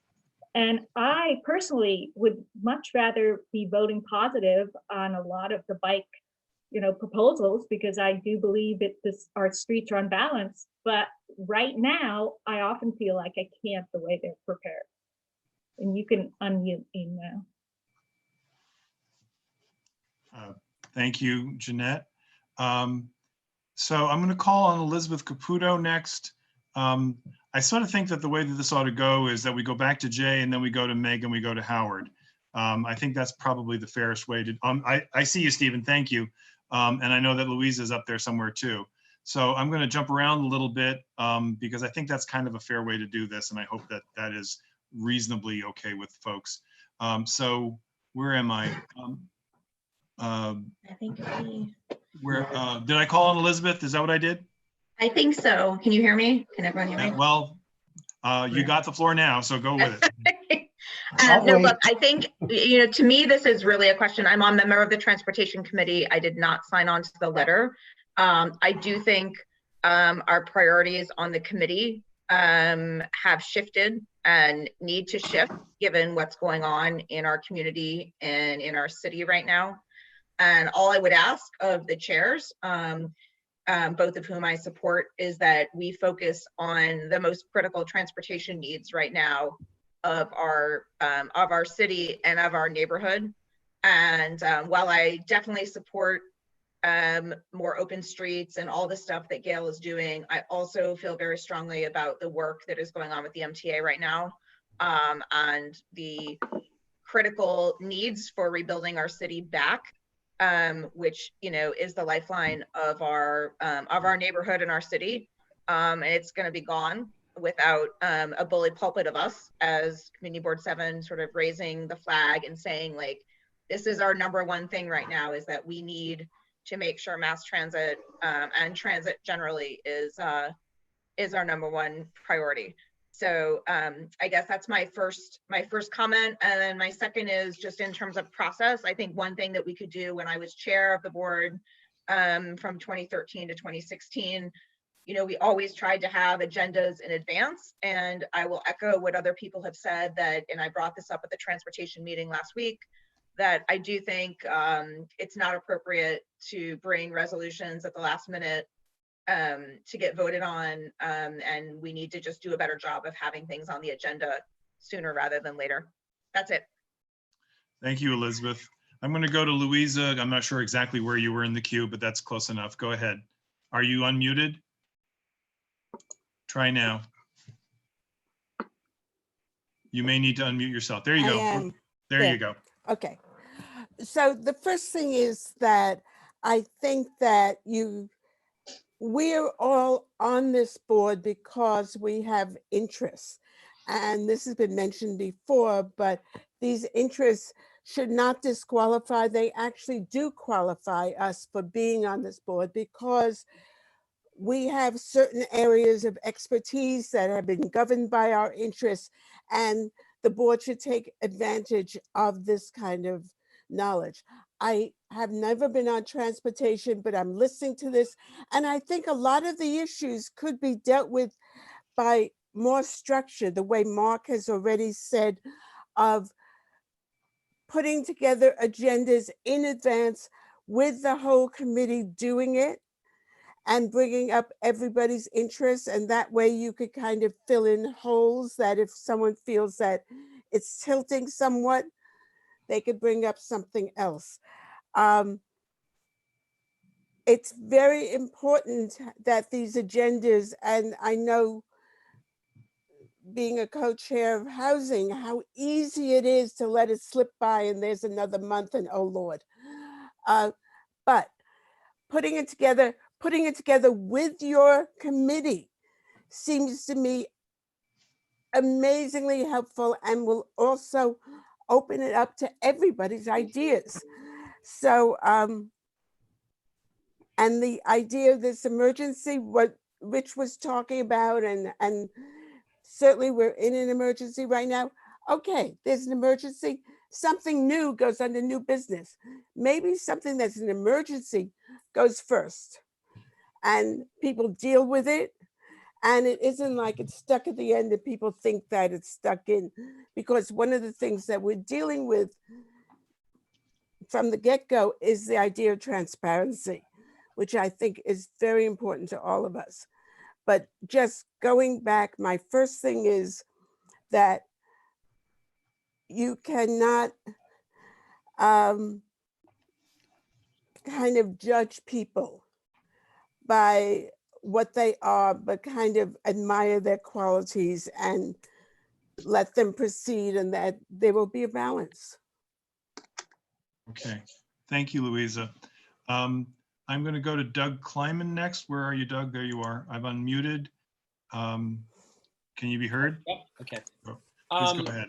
I was jotting down some notes on a little cheat sheet, so I'm going to be a little bit all over the place. But first of all, I just want to say I'm so glad that we're talking about this, because I think it's been welling up. And I think it's wonderful that we're communicating, because this is how we're going to hear from each other, and we're going to depressurize this. I am also grateful, Mark, for the way you set the tone of this meeting. I think everybody's been very respectful, and I will continue in that vein. I'm going to try to add a little levity. If you're familiar with the movie Goodfellas, with a famous line from Robert De Niro, and he goes, "What? I wasn't insulting the guy." And he goes, "A little bit, a little bit." Let's be real. There is a little bit of imbalance. There is a little bit of orchestration. There is a lot of organization, which, by the way, this is a compliment to transportation alternatives and to any group that is organized. I have to give them very good credit. That's what democracy is all about. But I do feel there's an imbalance. And one of the reasons that I think there's an imbalance is that in my own personal life, I'm hearing from neighbors, relatives, my own eyes and ears, with a lot of concerns about bikes that are not behaving themselves and are endangering public, or the e-bikes. And we don't really talk enough about that. So, I'd like those things to be more on the agenda. MTA, thank you for bringing it up. It's huge. It's mass transit. It's massive, and I think we can really broaden the scope of the word transportation. Nobody, and I do agree, nobody should be disqualified for being a member of an organization. I think it is what makes us great. I think it's what enriches our board by our life experience and our points of view. I try my very best to be as objective as I can when I sit down on that community board or now in the Zoom meeting. I try to take my, my world off. It's not possible to be 100% objective. It never can be. And it doesn't necessarily, it shouldn't be, but I think we all should look in our own hearts and minds, and when each time we vote on an issue, and think about these issues, in earnest. And I trust I trust the members of the Transportation Committee that they're hearing this, we're hearing this. I think structure, organization is going to be a great help to help objectify the process. And yes, setting an agenda early. I mean, it's all about communication and transparency. And I trust that people are going to do this. And I'm grateful. I'm grateful for the tone of this conversation tonight, because I think we're going to have some really positive results from it. Thank you, Doug. I think Stephen Brown is next. I'm going to look to unmute you. Whoops, I think you have to unmute yourself too. I think you unmuted me, then I muted you, so. Okay. Take it away, Stephen. Sure, so. I'm sorry, let me interrupt for 1 second. If you see me looking away, it's because sometimes people are trying to get into the meeting and having trouble. So I'm paying attention. I just sometimes have to divert my focus, that's all. Excuse me. Go ahead, please. I won't be offended that I'm not compelling you with what I have to say now. So, look, I got a series of thoughts. I thought just to answer a couple quick ones. I have some stuff I wanted to share, and then I wanted to finalize. A couple things that I'd say. I do want to say that I don't believe, well, let me back this up. And some people know this. I got very concerned at what was going on in terms of the agenda items was the issue that compelled me. And I started to go to Transportation Committee meetings. So I went to a handful, and I think I've been to over the last 6 months, at least half and maybe 4 of them, so that I could see that myself. And as a background, whether people realize that I ride a bike, and I've always voted 100% of the times for all bike lanes. So I'm actually kind of skewed for bikes, but I'm not an anti-car person. And I am a process person. So I believe in a fair and balanced process. And I think that's what really concerned me with the manner in which I saw some of the protocols. As a committee chairman, I know what it's like to make sure there's due process. I know the way that I see others and people that I admire. And I was concerned about processes that I saw. But the number thing that I'd say, and I'm going to focus on, not to be repetitive, is the agenda items. There just seemed to be an incredible skew towards what I would see, the only way to say it is either pro-bike, anti-car items. And like Ken, I took the time to look back, but I looked at the data a little differently, and I went back. And I went back 1 year on every item that we voted on. And there was roughly 33 votes for in terms of transportation. And I thought the numbers were pretty telling in terms of what was there and what was not there.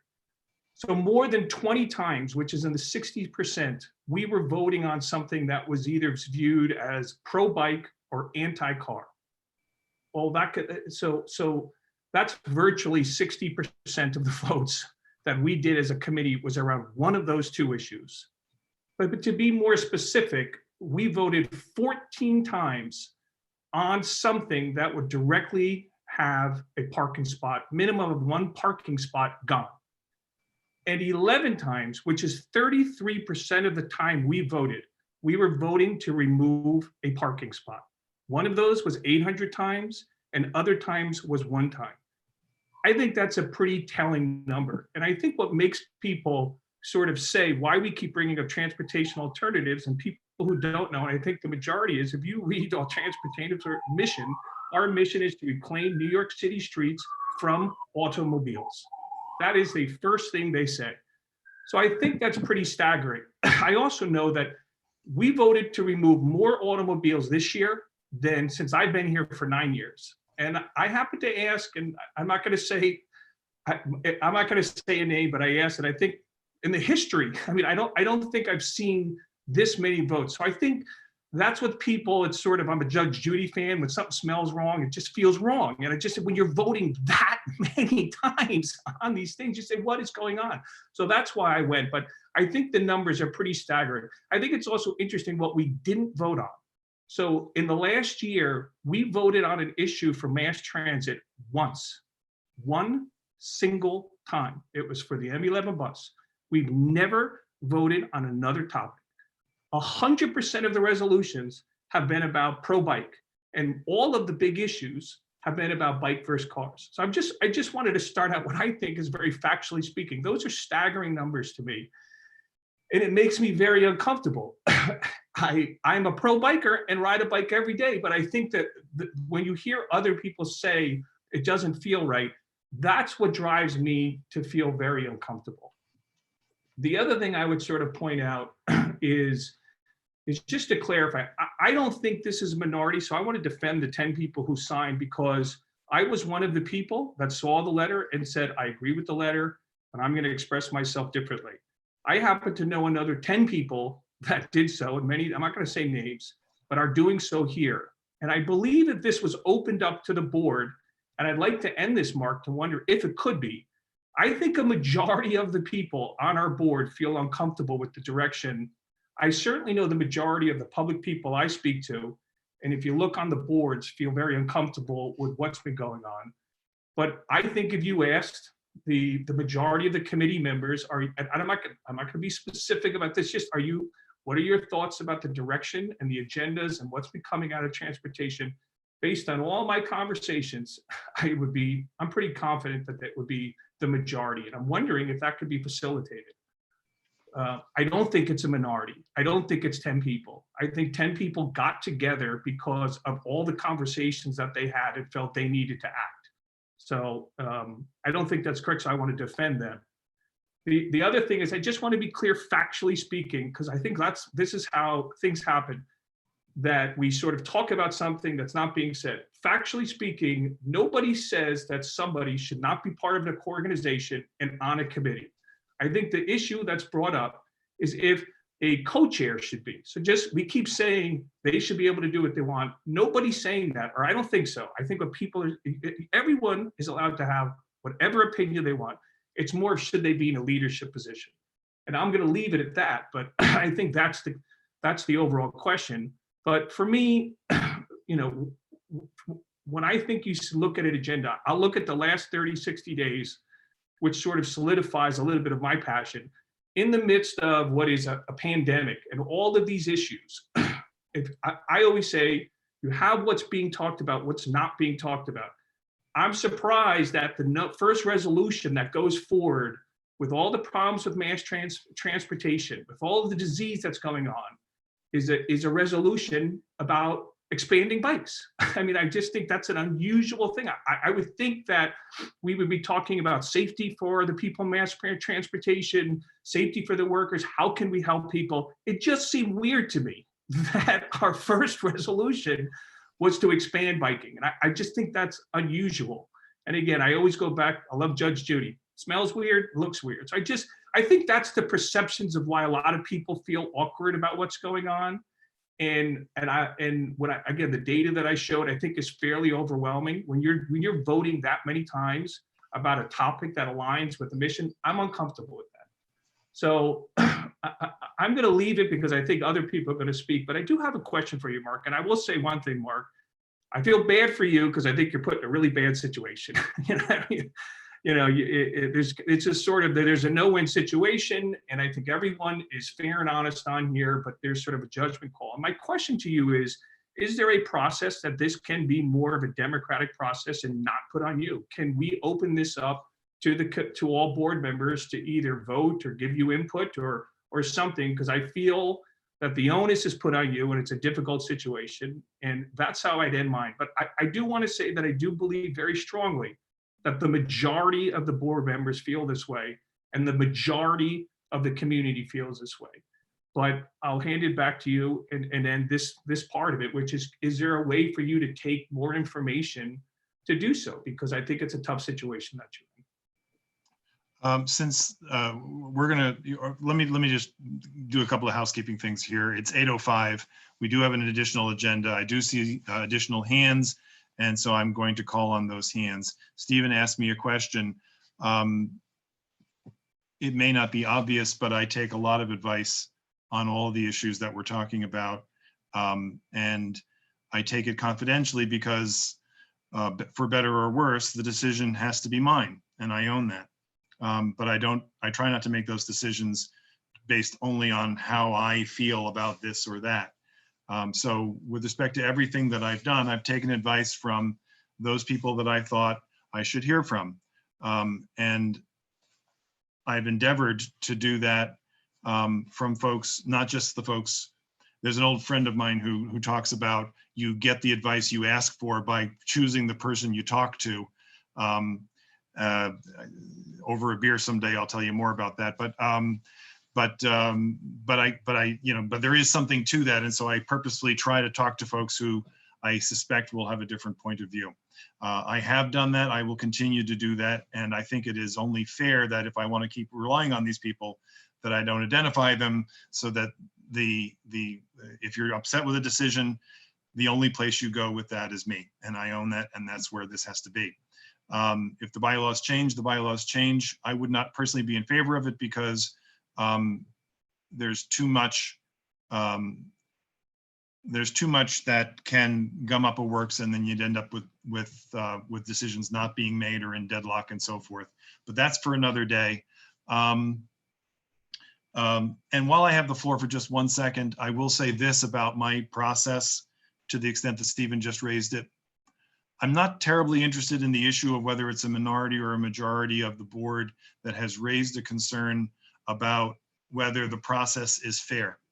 Because if one of you thinks that I'm doing something that's unfair, I want to know about it and I want an opportunity to fix it. Obviously, when there is more than one person, that takes on a potentially a different dimension.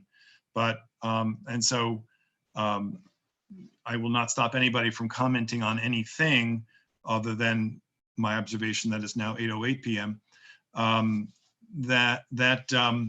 But I want everybody to feel as though their concerns are important to their leaders. And they are to me, even if, as Stephen correctly observes, there are some that just plain aren't, they're not reconcilable in all respects. I'll shut up and go back to our queue. So I see Cindy Cardinal is a new name, and I don't think Roberta has spoken, so I'm going to call on her, and then we're going to do in this order, Jay, Meg, and Howard, and that's going to be it. Christian, do you have your hand up again? I'm not sure that's right. So yes. Oh, all right. So on the repeat, folks, I'm going to implore you to be brief because you already spoke once. But right now we're still going through new folks. So I'm unmuting Cindy. I'm trying to unmute Cindy. Yeah. Are you there? Okay, I'm lowering your hand. You got the floor. Okay. I really quickly, I don't have to repeat what Jeanette and Elizabeth and Shelley and Stephen have said. I agree with much of what they said. I think that there is some distrust on this board towards some of the stuff that comes out of transportation. I don't love the tone. I wouldn't join that committee because I feel like it's just too much. You know, it's just too strident and the tone is not, it doesn't feel collegial to me. And I would appreciate also if there felt like that there was a little bit more balance and more trust. That's it. Thank you, Cindy. Roberta, I don't believe you've spoken, so I'm going to call on you next. Okay, I'm muted. Nope, you're good. I think, you know, on certain issues we create great passion, and the Transportation Committee is one that arouses great passion among people. And advocates for this and the advocates for that. I think people should communicate more effectively with the chairs of the committees if they're having problems. I think it should have been done sooner rather than later.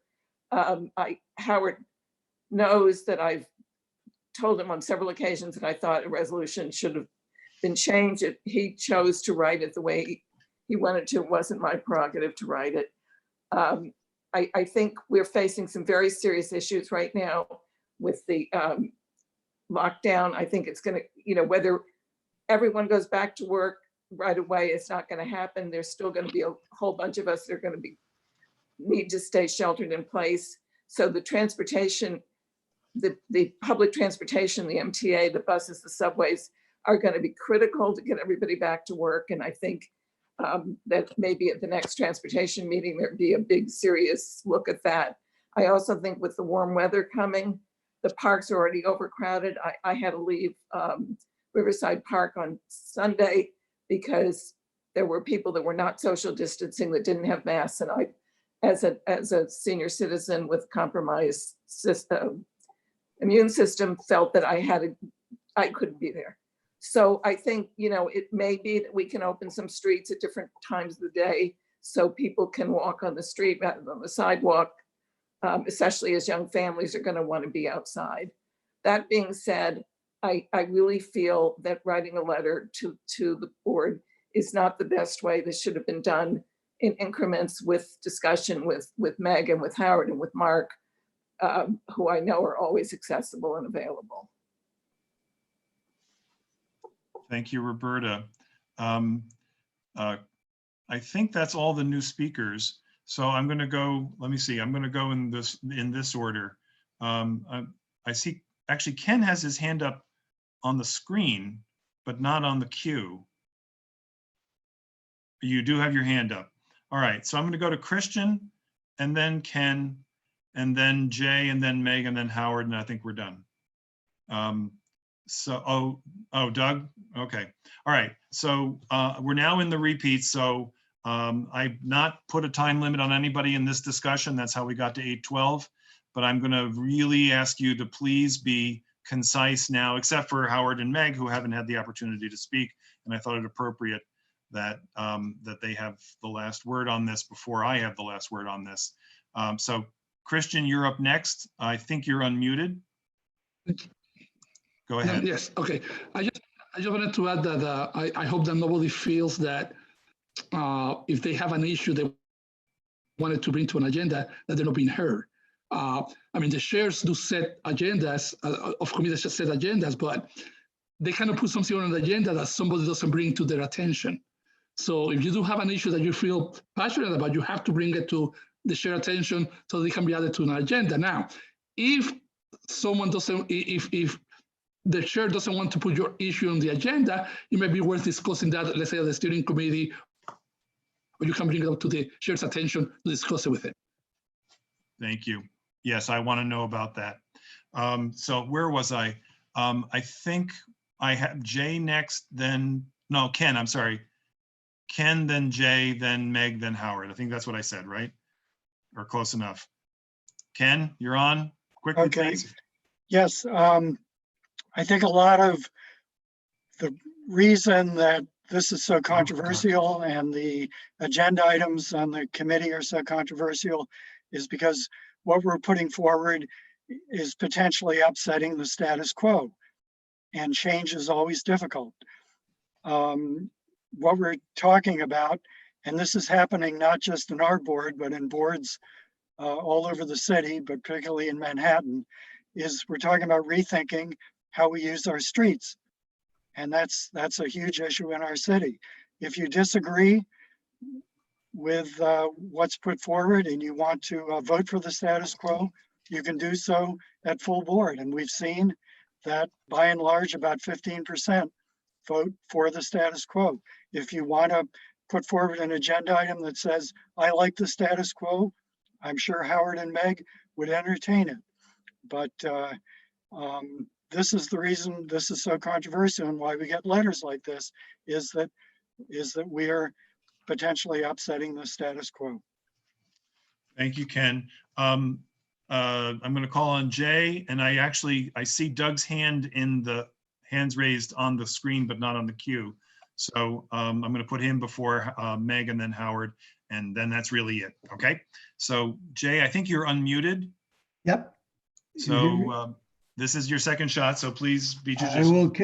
will be brief. Thank you. First, actually, I'm grateful to Stephen for much of what he said. I, in fact, was going to quote the mission statement of transportation alternatives. First, I wanted to correct what apparently was a misinterpretation.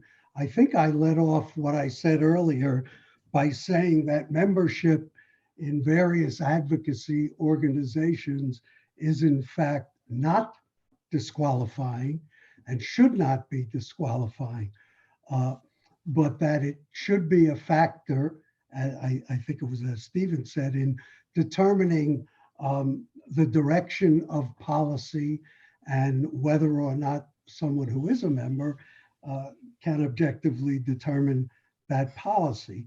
I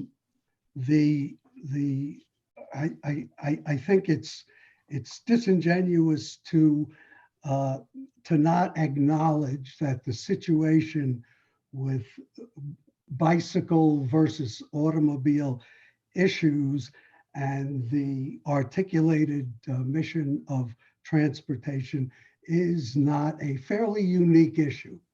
And it's just undeniable that mission statement is to rid the city of cars, and the committee has endorsed the policy in that direction. But as far as whether or not that would disqualify somebody for being on the board, it's a matter of judgment. I think that I would have to assume that members of the board of transportation alternatives endorse that very clear mission of ridding the streets of the city of New York of cars, which immediately precludes consideration of, as Ken referred to, the 25% of people who have cars, which, by the way, means that those car owners who have spouses and partners and family members, when you total up all the people who use those cars and are in need of those cars, probably represent a majority of people in the district. Finally, I could comment, but it would probably take a half an hour on Rich's statements, which I can only characterize as defensive and something of a diatribe. And I do resent him taking my name and attributing certain things to me, but I can deal with that offline. My final remark is just that methinks he doth protest too much. Thanks. Okay, all right. Thank you. Doug, a quick last word. I want to say that my experience being on the board is one of collegiality. I do feel that anytime I want to raise my hand or speak, I'm able to. I feel that it's not that I always agree with everything, but I do feel that there is a collegiality in the board. I think my big concern, and by the way, Ken and Stephen, thank you for sharing your points of view, and thank you for sharing the data, about how many votes as it relates to the committee versus full board, and your perception, Stephen, and how many items we voted on, Carr. I think that's really helpful to think back. But I'm also concerned about perception. And there's an expression, perception is reality, and I'm concerned that I hear it. And if you read some of the chatter, and I dismissed some of it, but the neighborhood, I'm concerned about trust, credibility within our own board and from 30,000 feet above in our community. And I don't want people to be disengaged if they feel that they're not going to be heard. So that's my concern on a more macro scale. I have confidence. I think everybody on this board, I think we're all good people. And I think we should always be asking ourselves the question, Am I being objective? Am I being subjective to whatever degree we can be? And I have confidence that going forward, I think we're going to see some good changes. I'm grateful for this evening. And my last comment is, let's get this put to bed because we have so many important issues that we have to deal with. We are in a crisis right now. We have a lot of big stuff. So hopefully we can get past this and move on to the bigger stuff. Thank you. Thank you, Doug. So the quasi last words are going to go to Meg and then to Howard. Thank you for your patience and for your patience. Please take it away, Meg. I think I've unmuted you. Yeah, okay. Hi, everyone, and appreciate the opportunity to go toward the end instead of trying to chime in multiple points. While the Transportation Committee members know me a bit better by now, not everyone on the full board does, or not everyone on steering does. I've been on the board just about a year now. This early May will mark a year. Have been serving on HHS and transportation, and then in early 2020 became a co-chair of the Transportation Committee. And one of the things that brought me to be really interested in serving as a co-chair was because of things I observed both within transportation, but also in other committees, and also at the full board level, concerns I had around communication, around public notice, around transparency. I'm also a very systems oriented person. And that was one of the things that led me to be really interested in being a co-chair, and something that I know both Mark and Howard were really interested in as having as part of another co-chair, with some attention to some of these issues. So I wanted to provide that context a little bit. I think we started in early 2020, everyone was still focused together on the curb use study and full board meetings around that. But at our committee meeting in February, after we were past that, I think we made some steps toward trying to institute more accountability measures. Like we added, at the end of the meeting, we closed out kind of recapping where we had been on status items for issues we had discussed in the past several months, because I had noticed over several months issues we would talk about, and there'd be some side follow-up, but not public follow-up about what the status was. So I think in small ways, we were taking some steps toward those types of things. I think for membership, I really appreciated, well, and I'll make a brief note that after starting to make some small steps, some people are aware, I won't go into detail, but some people are aware, FYI, I was out for most of March and early April dealing with some health issues, not COVID, but I was hospitalized and out of commission for a while. And I'm just now in April kind of being back up to speed. I do think on the membership issue, I want to highlight that I appreciate concerns and general concerns everyone is raising. Whenever anyone has concerns about how the transportation or our community board is functioning, I think we should listen to them and find out the root of them. In terms of membership, I appreciate that we have had new members added to the committee in the past few months, and that both myself and Howard very actively wanted that. We don't want the committee to be an echo chamber. We don't want the committee to be perceived to be an echo chamber. And so I am really appreciative of some of the membership additions that have already happened to the committee. And I know as Mark is looking at other people's interests from current members or new members coming up, that's something that will be paid attention to. I think in terms of agenda setting, again, this is around communication and transparency, and this is definitely something that Howard and I want to work on, both work on the work that we do, but also work on our work with Mark at the district office. And I know some other committees have challenges with the website as well. So I think some of these challenges are specific to transportation, some are shared with others. I do think when I joined the Transportation Committee, not as co-chair, but just as a member, I had assumed that the process for getting things on the agenda was to talk to the co-chairs and say, hey, I have an agenda item and here's an idea for a speaker, or here's an idea for a resolution. I had observed that being a process in the Health and Human Services Committee and just assumed that was kind of the process here as well. I've observed in my time as co-chair that we get agenda items both from requests that are submitted to the district office from community members, but also from committee members. So several months ago, Rich had a suggestion for an agenda item around the 10 most dangerous districts, 10 most dangerous intersections, and speaking with the 2 precincts and DOT about those. And that was from a committee member. It has become apparent in the past several weeks, couple months, that other committee members, and particularly newer committee members, are not aware that they can approach us with ideas for the agenda, and that we are very much open to that. Or perhaps float an idea as a line under new business, but don't follow up, or we didn't take the time to follow up. So I think there are certainly issues there, but I do want to emphasize that we are very actively open to ideas for substantive ideas for agendas that can be followed up with how to make them concrete and how to make sure that the discussion is meaningful, and that we have the right people in the room to cover them.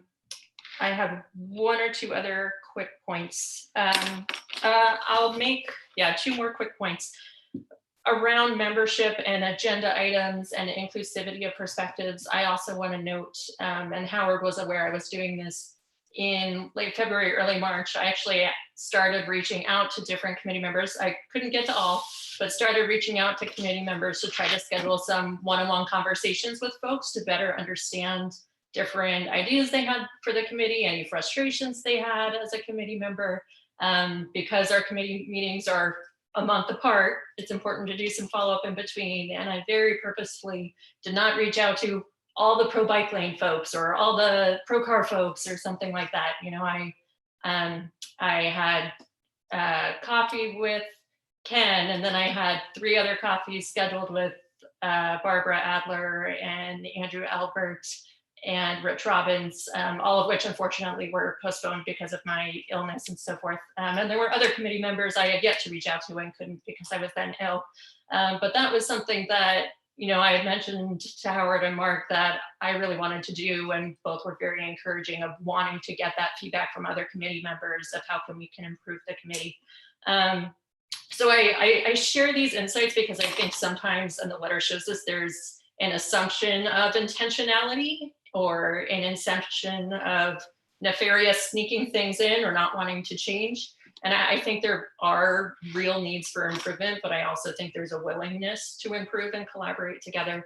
And my last point will be about the issue of admonishing vote changes between committee and full board. I think we've talked about this more than once during committee. I think the initial time this was discussed during the committee, I think my co-chair showed his frustration in being kind of caught off guard at full board, noticing a vote change that caused a resolution to fail when it had passed committee.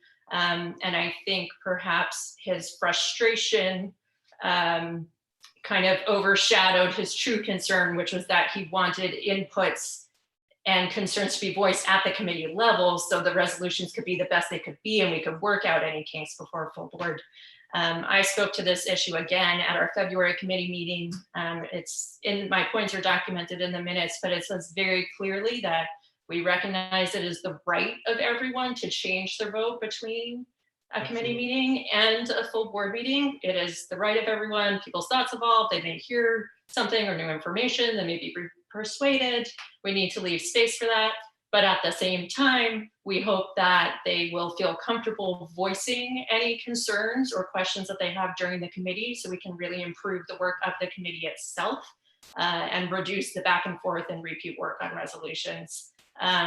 So I wanted to clarify that. I think some initial frustration was interpreted as admonishment or saying you don't have the right to do this. And I am hoping that these clarifications, or at least my comments at our February committee meeting, explain that it was really more about we want the committee to be a place where you can voice that. And I believe I said at the time as well that if you feel like you can't voice that, please pull me aside or pull Howard aside or pull Mark aside and say it if you're having trouble voicing.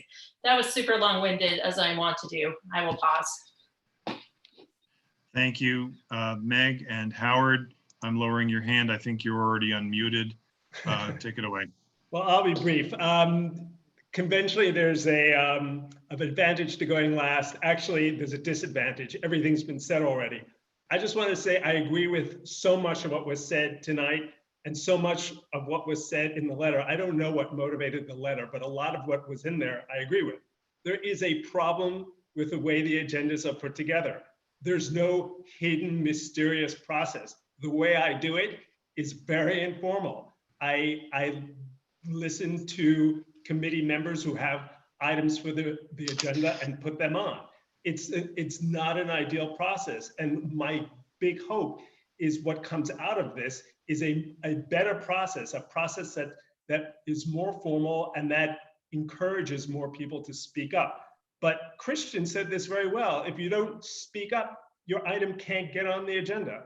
Every one of you has my phone number. Every one of you has my email. That's the only way. This is the big secret that people have been wondering about.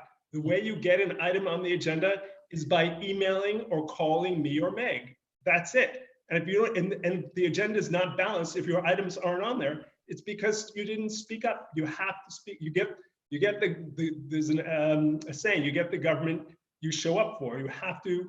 It can't get on. We're not mind readers. So that's what I have to encourage people to do. And if you're not on the committee, you also should speak up. Call me, email me, call Meg, email Meg. Well, maybe I'm going a little too far by encouraging you to do that to Meg, but that's the way the agenda gets balanced.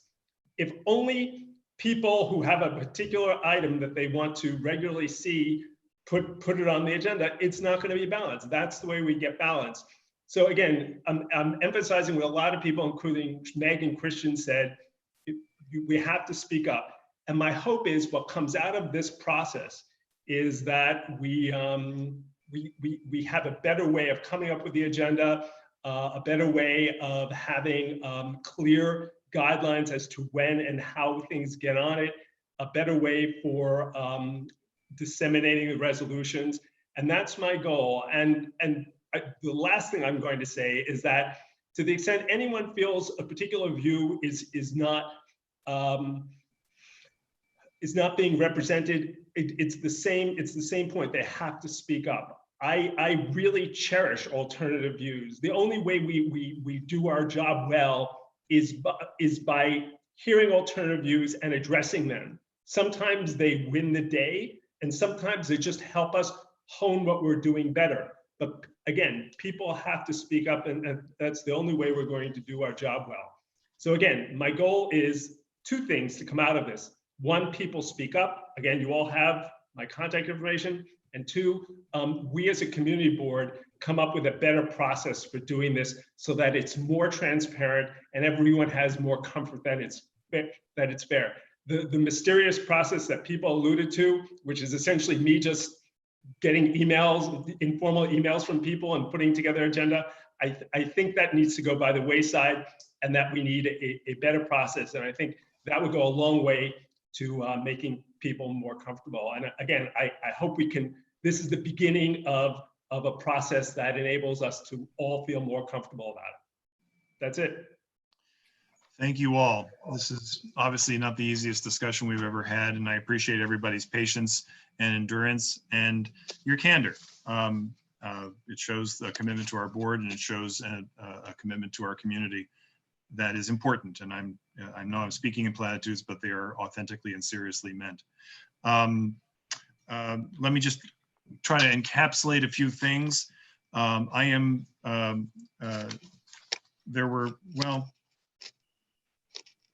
Okay, here's how I think we should, I should wrap this up for you.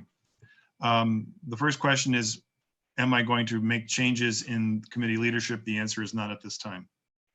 I am concerned about the precedent that it sets because it's a slippery slope from some of the things that I've heard to other committees, and I don't think that our board is best served by that at this time. I'm always, well, I want to continue to hear from everybody about that as well as everything else, but that's my decision for now. Second thing is the efforts to increase transparency. So I'm going to be increasingly in your face if I don't see agenda items by the Friday before full board, because it is good practice to have them available at full board when we have the most of an audience available, which means that in the next week and a half, what I need our committee chairs to do, since there's no more committee meetings this month that are traditional committee meetings. Yes, Linda, I know you have a webinar, a workshop, and we'll make time to talk about that in a second. So what I recommend that you do this month is poll your committees and be proactive in seeking out, and this is everybody, this is not just transportation. I want to make sure that if there's an issue that should be brought up, that it gets its way onto an agenda, or at least is considered for the agenda, and then you talk about how it is, if you need to recruit speakers, if you need an outside resource, and so forth. If that's the case, and I can be helpful, please let me know. I'm pretty sure you all know how to find me. In terms of balance, I think we achieve balance in terms of subject matter by having more people bring more things to the agendas, including especially transportation. I hasten to add, and maybe I'm going off on what Christian said, or maybe that's not what he meant, so I'll own this. When you bring an issue to an agenda, it will have a different reception if you're willing to work on helping bringing that to fruition. It shouldn't be all your work, but neither should it be that I bring to YEL an idea about something that I'm not willing to work on. So that I think that is something that has to be a part of this, but by no means the only part of it. And I think that if we adhere to the timing issues of getting our agendas together well before full board, and we adhere to our timing issues about circulating drafts of resolutions long before they ever get to, within the committee at least, long before they ever get to full board and a vote, that we will go a long way toward reassuring each other that either this is going to work, that these proactive steps are going to work, or we'll know that they're not. And that's when you get back in touch with me as well. So that's the resolution. And then in terms of balance, as I said, if anybody's willing to work on transportation and feels that their topics aren't being heard and wants to be put on transportation in the next 4 or 5 days, please email me and let me know, and we'll have a conversation about that. And by the way, if you feel the same way about another committee, I want to hear about that too. And then keep in mind that we're getting new board members probably by May 1st. They're due by April 1st, but we'll see how this works in terms of when we get them. And if there are folks that have appropriate interests, I will do what chairs usually do, which is to poll their interests and encourage them to attend meetings and see if we can't make the right shidduch. So that's where I see we leave this for right now. And we have a few other things on our agenda. I will study my notes from this. I am always available to you for follow-up, especially in the next couple of months. If there is a proposal for an agenda on any meeting that doesn't get accepted for reasons that are not acceptable to the person proposing, I want to hear about that too. I will now leave it there, and I will go on to a couple of more points. I'll try to be a little more expeditious about this, but I thought it was important to have you hear from each other than for me to moderate too much. Okay, with respect to the May full board agenda, we've sort of talked about that. There are only going to be 3 or 4 votes. Maybe it's a good time to take an experiment and see just how fast we can do a roll call vote. Maybe the hand raising thing is an idea. We'll try a couple of things and see how we do. I'll also continue to coordinate with Noel from Gail Brewer's office, the guy who gave us the Zoom in the first place, and I continue to talk with the chairs of the other boards about how they are doing this. We already talked about drafting resolutions. I'm sorry. Also, I guess this goes under the topic of reviewing the May full board agenda, which was at the transportation meeting last week, which was joint with BCI and HHS. There was a proposal to have a further meeting to try to elaborate on the resolution proposal to try to identify a street that would be appropriate for street closing. I have worked with the chairs of at least 2 of the committees and some other folks, and here's what we're going to do instead. I have already drafted a cover letter for the resolution that narrowly passed full board, having to do with temporary responses to COVID. And one of those was additional space for pedestrian usage. What I will do in an act of pure self-immolation is circulate that to everyone on this meeting. And in lieu of, what I propose is that in lieu of having a second resolution about whether Broadway or some other street should be the right street, I'm going to circulate a letter in which I make reference to, which I transmit the resolution, and as in the streets access part of it, what it'll say, and you'll see the language, is that we voted for that resolution, and that we request DOT tell us what would be a good place instead of us telling them.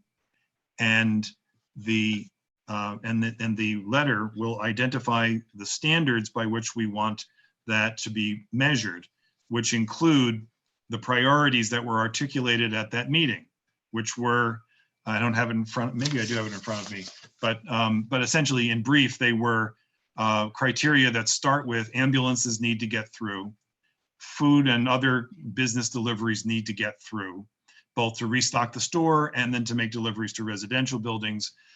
There was another point which I'm blanking on, and then the last one was, and that we don't overburden NYPD. They are already down 20% on their ranks. Maybe they're coming back now, I hope, but they have their own problems. So whatever we do, it should not put an additional burden on NYPD, and ask the folks who know these things to return to us with a recommendation rather than us telling them we think West 78th Street should be the right place. And so that's what, so I will circulate that to everybody, all of my steering colleagues and anybody else who joined this meeting. And please know that 25 people can't all draft a letter. So please make the comments that are in the spirit of, or that are improvements to, without language changes per se, if you would. So we're not going to have another meeting next week on this topic, and there won't be a resolution at full board that seeks to amplify the previous resolution. That's where we're going with this. With that not on the agenda, please tell me by raise of hands if there's anything else you see as being a meeting management resolution that would require careful planning for the board. I'm not seeing any hands. I see one hand. I've got Clary. I've unmuted Clary. I'm trying to unmute Clary. Clary, I think you have to unmute. There you go. Go ahead, Clary. Okay, so it sort of overlaps what you're talking about, but I'm not sure there's going to be another opportunity to talk about this. So it's a thought that I've had after the last full board meeting, which was really a perfect storm of circumstances that led to a 3 or 4 hour meeting, when we had pledged at our prior steering committee meeting that we would make it very lean and stick with the most urgent things. I think I'm not quite quoting us correctly, but I mean, it was the night before Passover. Some people had to leave, they had to cook. It was the first time we were doing this on Zoom. But I think what the biggest problem was, and a lot of people started fading out, was that we had our very valued elected officials who had all been doing fabulously representing us in very, very difficult situations, talking without time limits, wanting to tell us, and understandably so, all of the great things they'd been doing for us, which we, in our community and our country and our city, which we completely agree with. But in all of that 2 hours from those folks, I don't think, and maybe 1% of it at that was what we didn't already know from all day long on New York One, and all day long on their websites, and all day long on CNN and the other networks and the New York Times and everything else. So what I thought, and then we had this very lengthy agenda that was complicated by the very messy situation that arose with the Transportation Committee specific resolution that night.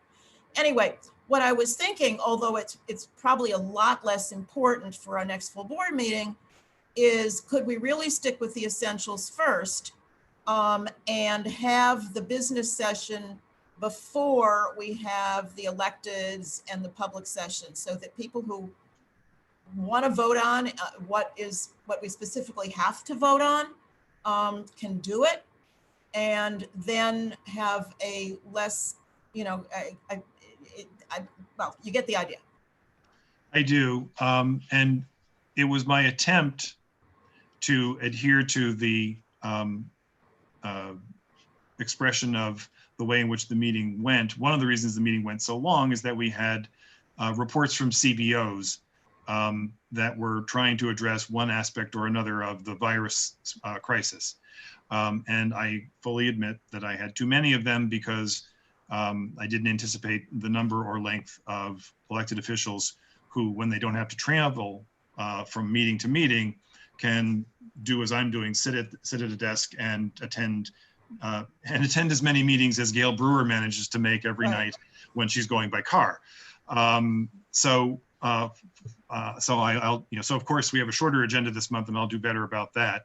That said, I do want to at least highlight one community response to the virus scandal or crisis at that time. We can talk a little bit about what that ought to be, but I obviously won't be planning 4 of them to be as responsive as I was trying to be last time. I will not be taking the microphone away from Jerry Nadler. I'm sorry, that's just not something that's in my DNA. But I will work with behind the scenes with the representatives of the electeds to try to encourage a little more brevity. But that's, that's the best I can hope for there. Am I still unmuted? You are. Yeah, Mark, I didn't mean to suggest taking the microphone from Jerry. And in fact, it was most interesting to see him. I've never seen him before with a beard. And I find he's always a terrific speaker. But what I was suggesting is perhaps changing the order so that we do our resolutions first and then have as free reign as you consider appropriate for any other part of our meeting. We've never done that. I know. And I'm a little wary of losing quorum and appearing not to pay attention to those who are going to speak after that. But I will take 4 or 5 minutes right now to hear from anybody who wants to comment on that suggestion. Roberta, you got your hand up. I don't know if you're talking about this, but go ahead. Yeah, I think having the business session early is very important. The other thing with Jerry, if you give Hannah a heads up, she will rein Jerry in. But, it was easier when Jerry was present. I could go up to him and put my arm around his shoulder and he would kind of hand me back the mic, which you can't do while you're doing a virtual meeting. Very good. And I think hearing from these people was wonderful. Unfortunately, they all basically said much of the same thing. So if we could figure out how to have maybe Gail's, the borough president speak at the beginning, and then maybe have the business session, and then maybe have anyone, the electeds and anybody else that you feel is important. I think most of us will stay on because we're really interested. Okay. All right. Thank you. I'm going to see Jay and then and I see Elizabeth. So Jay, go ahead. Just wanted to say that I agree with Clary 100%. If there's some way we can eliminate 2 hours of reports of information that we are inundated with all day long, whatever you can do in that regard, I just agree with it 100%. If it means doing board business first, and that's how you decide to do it, I support it. Okay, thank you. Elizabeth, I'll ask you next. Just super quick, just as chair, this was one of my biggest issues, and I know people have complaints about the 2-minute rules for public comments. If it's a board representative, it's an elected official representative, I think 1 minute, and not even 1 minute at this stage and what we're dealing with. We have so many more urgent issues to handle right now. Have them, we're all digital now, have them submit their stuff. And maybe Mark, you can mention here are all the elected officials, representatives who have submitted testimony or things that they've done. And I continue to be concerned about the elected officials who show up at our meetings and talk about exactly the same legislative items, especially related to Albany this time of year. I think we need to really clamp down on that if we are going to run successful, efficient meetings. Thank you. Jennifer Nitsky is next, and then Cindy. Oh, Jennifer, I think you have to unmute yourself. Yep, you're good. Go. Good. Hi. I definitely agree with the length of time that everyone's allowed to talk. I think that it's important to ensure that our community members who come to these community board meetings, whether they're online or in person, have the opportunity to speak and voice their concerns. I don't know that it's necessary to make them wait through the entire meeting, through all the business as well as all of the announcements. So I think that it's good to keep the community portion at the beginning of the meetings. And in terms of a potential solution to help keep the elected officials' comments and speaking to a little bit less time limit, everything's online right now. So, I get tons of emails, just as all of you do, from all of them with all of their COVID updates every single day. There's no reason why they can't condense what they're speaking about and put the rest of it in a link in the chat box for all of the participants to go to this link to find out more information. I think it'll cut down a lot of the speaking. Thanks. We are actually building a box on the website for, in effect, it's the virtual back table in the back of the room. So if they send us PDFs, we'll put them all into that box. I'm not sure we're there 100% yet, but that's part of what we're talking about. But Jennifer, I'm hearing you say that we should do the public session first, not the business session first. So if I've got that wrong, please tell me that's correct. Okay, so Cindy, you're next, and then I see Barbara, and then I think we're going to call this. Yeah, under normal circumstances, I would agree with Jennifer, and you let the public speak first because you don't want them waiting throughout the meeting out of courtesy. But because it's online now, I don't feel like it's the same necessity. Like, you can have the meeting on and go about your business and join whenever you hear it. Or we could say, look, the public comment's going to be at X time, and it's not like people are going to be out late, they're going to be home. So I don't think putting it first has any magic anymore under these circumstances. That's just my 2 cents. Thanks. Barbara, are you unmuted? I am. You are. Very good. Go ahead. I think that Michelle made a very important comment before, and that is the people who have resolutions towards the end of the meeting are given very short shrift.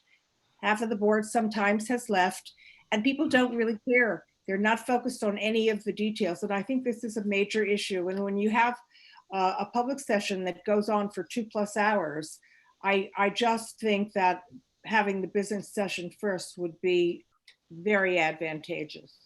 That's all. Thanks, Barbara. I see Stephen Brown, so I'm unmuting and lowering hand. Go ahead, Stephen. Yeah, just going to make a small suggestion that I sort of put up and a bunch of people sort of maybe agreed in chat. Maybe a way to look at it is if an elected official is in person, then let them go first. But I would have all the representatives go at the end, or even say that, due to the issues, please put this online. Maybe that's a way to have a healthy balance. But there is just so many reps that show up, and it's too much for us to deal with. So again, if somebody wants to take the time to show up, perhaps we allow them, and you do your best to corral them to 3-4 minutes, because I think that is valuable to the public as well. But I do think that the reps should not be in the beginning. They're really just reading brochures that we can read another way. Okay, so Stephen just hit on a point that I wanted to make, and so I'll make it, and then I see Clary's hand, and then we're going to move on, which is everybody on this meeting is more engaged than the general public. And so I am not in the least bit surprised that you get all this information from 3 and 5 other sources. And it may, and the people who show up at our meeting are probably one step behind us, so they're probably pretty engaged too. But I do take it seriously that one of our functions is to give our neighbors an opportunity to hear from their leaders.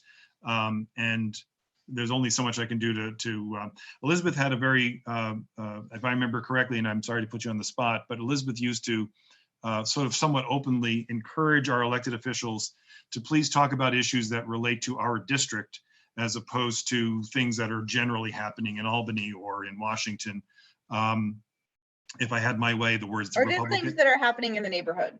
Just things that are relevant to the neighborhood. Like, we all care about what's going on across the city, but for the purposes of our time, especially now, my thought was always to have really things germane to the neighborhood, and the focus really being on that for these speakers.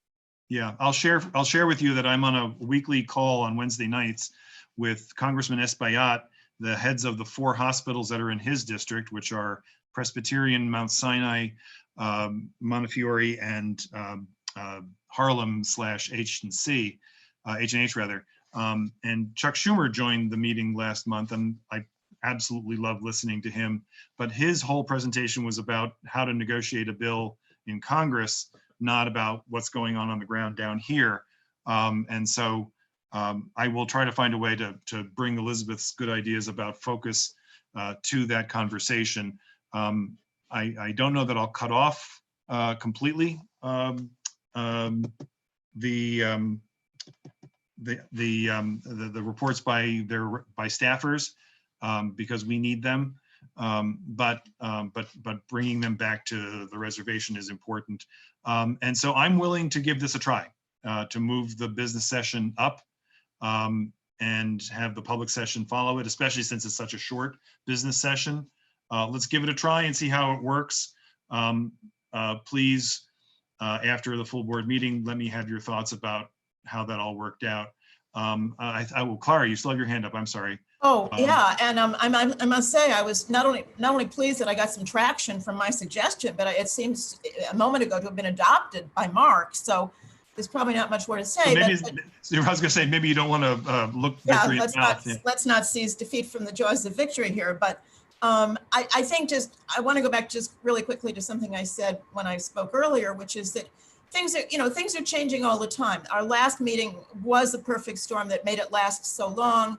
This meeting next meeting is different because we probably have only a couple of non-controversial things, but the virus is changing. We don't know where we're going to be in a month or two. So I don't think we should consider this approach of putting the business section first as necessarily lasting any longer than 1 month. Let's see how it works, and then we can revisit if it doesn't work that way for us. That's great. And that's why I was soliciting input.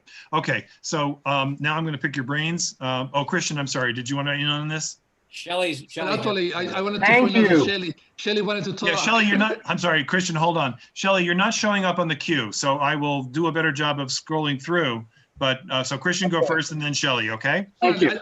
I just wanted to bring up the point that for Shelley to talk now, that's all. I appreciate it. There is a precedent. When I was chair, we had an important issue. 150 people showed up on the first issue that was on the agenda. We had the agenda start, the business meeting start the agenda. I think we did it another occasion.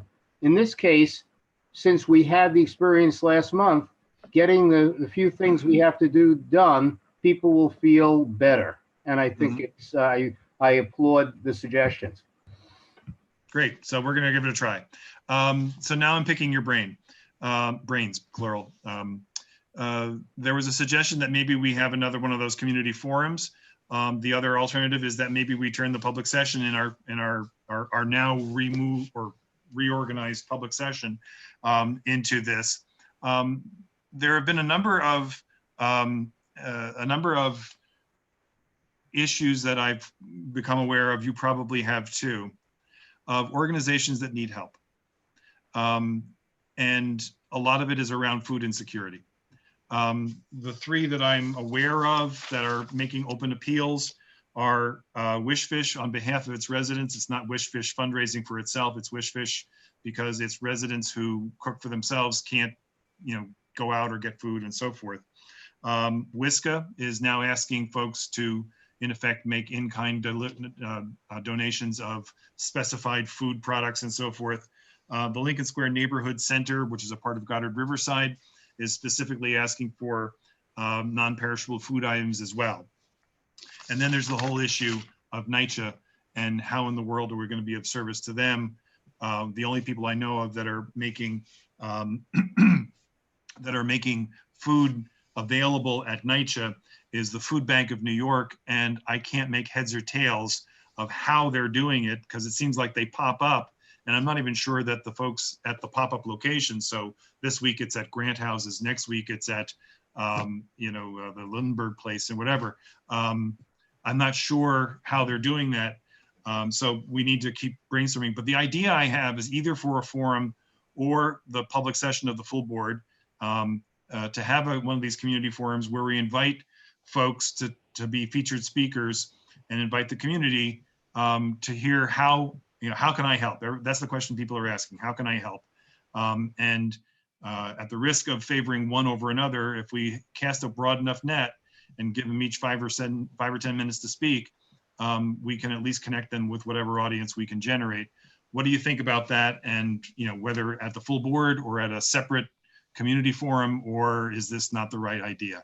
I see Roberta's hand, and then I'm going to keep going around as I see them. So Roberta, go ahead.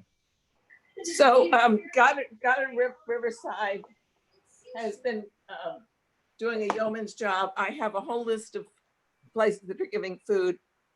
There are Amy's Children's Aid Society has food available from 3 to 5 p.m. every weekday for children and families to come pick up. Martin Luther King and 4 other school sites in the district have 3 meals available every day from 7:30 to 11:30 for families with children.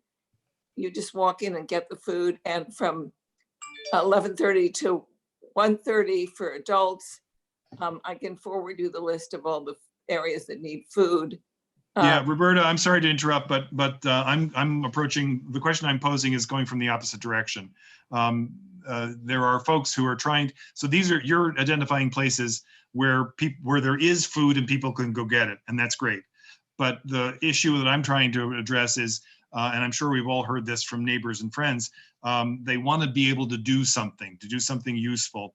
And these are organizations, so to invite in organizations that are asking for voluntary effort, whether it be yes, well, all of these groups need volunteers because, okay, for example, Amsterdam Houses people can get food at Martin Luther King High School, but you have to be able to get there.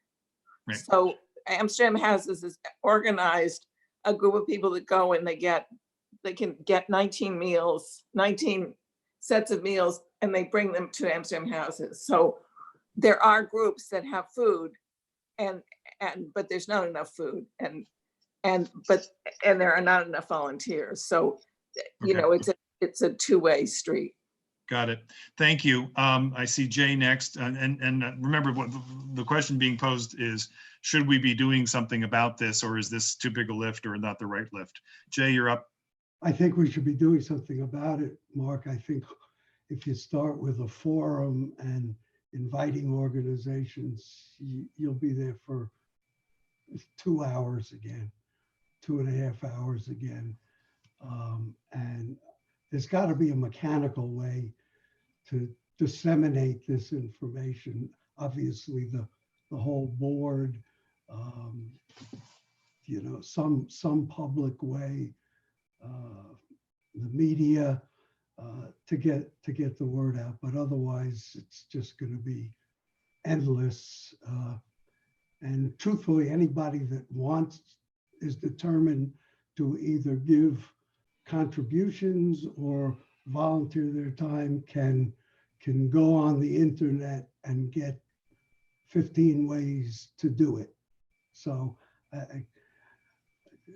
I just think the idea of devoting a huge block of time, and I don't know what kind of audience you'll end up having anyway.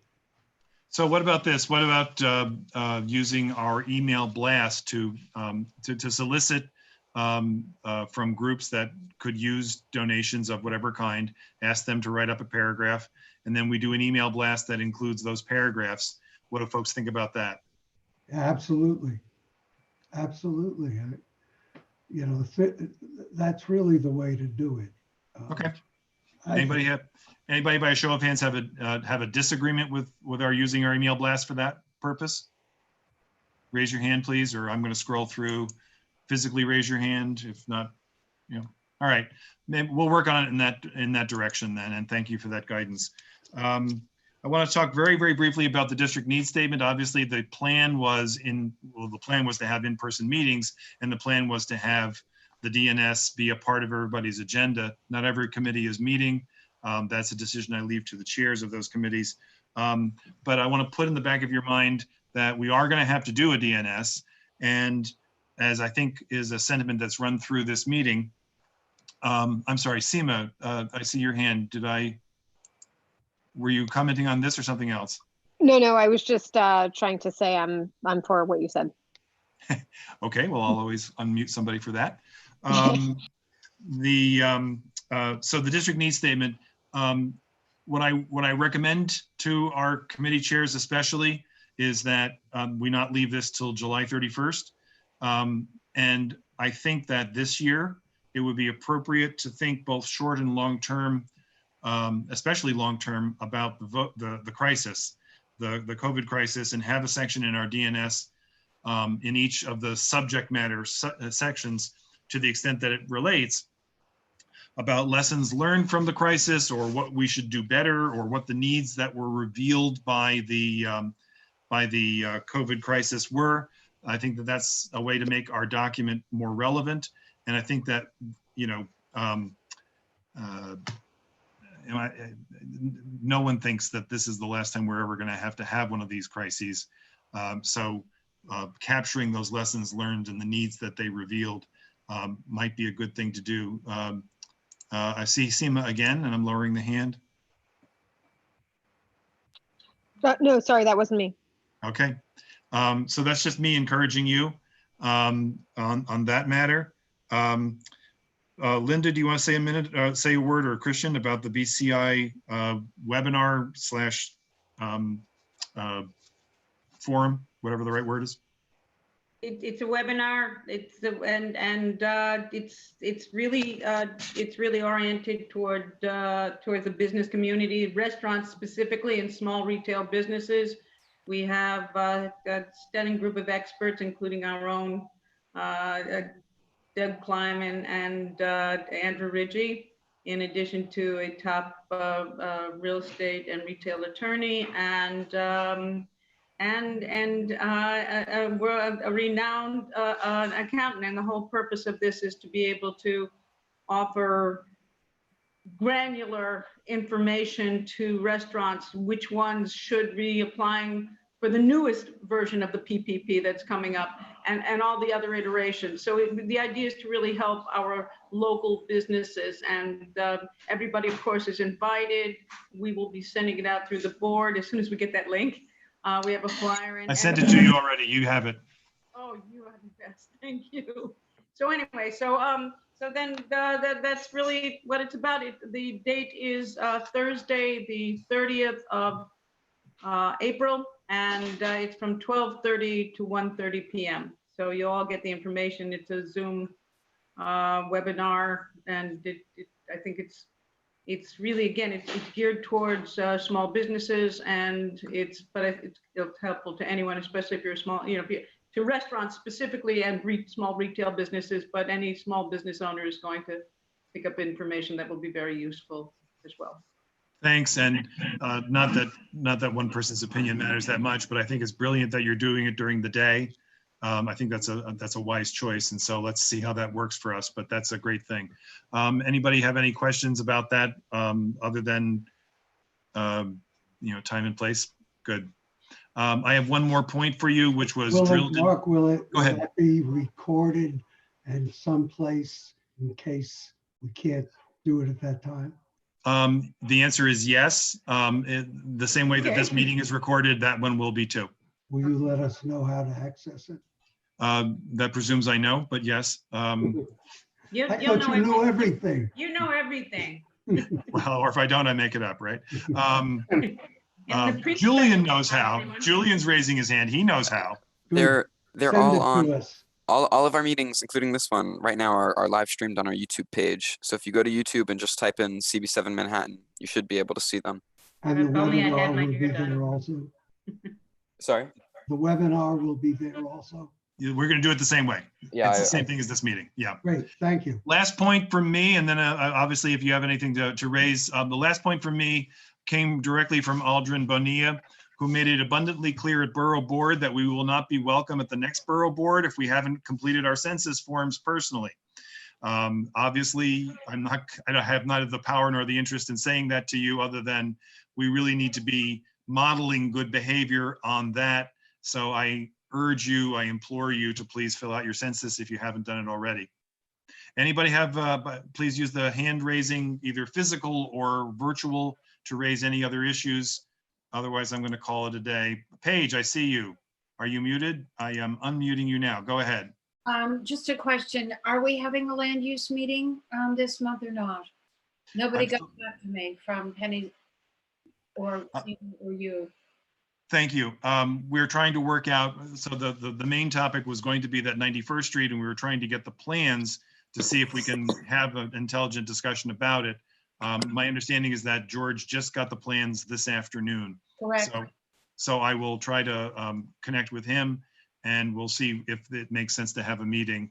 And obviously you'll be a part of that discussion. Did anybody reach out to the architect or to the developer? Until we had the plans, there didn't seem to be a point in doing that, to tell them about a meeting that may not happen. And what about West End Avenue? West End Avenue is there's going to be an opportunity to have an informal discussion with them, and I will try to set that up, and I'll report back on whatever it is that that they want to share with us. The only thing that I know from them right now is that the YIMBY, the Yes in My Backyard report, was not accurate. That was not from this applicant. And completely, it's unusual they get it wrong here. That whole thing is complete fiction. You just have to be very careful what you believe from that publication. Right, it was clearly meant to be a mean-spirited attack on people we know and love. So take that for what it's worth. Okay, and then maybe Seema and I could attend that meeting on 125 because it relates to what's going to happen, perhaps the timing of that site, and also when ABC moves out of the Columbus campus. I will. I'm not sure how that meeting ought to be organized. If there's room for additional folks, it might just be Penny and me. Okay, I'm signing off. Great meeting. Thank you. Thank you. Jeanette, do you, Jeanette, did you have one more? It was relayed to me by a couple people in the community, and I actually agree. I wasn't sure which committee it was appropriate for.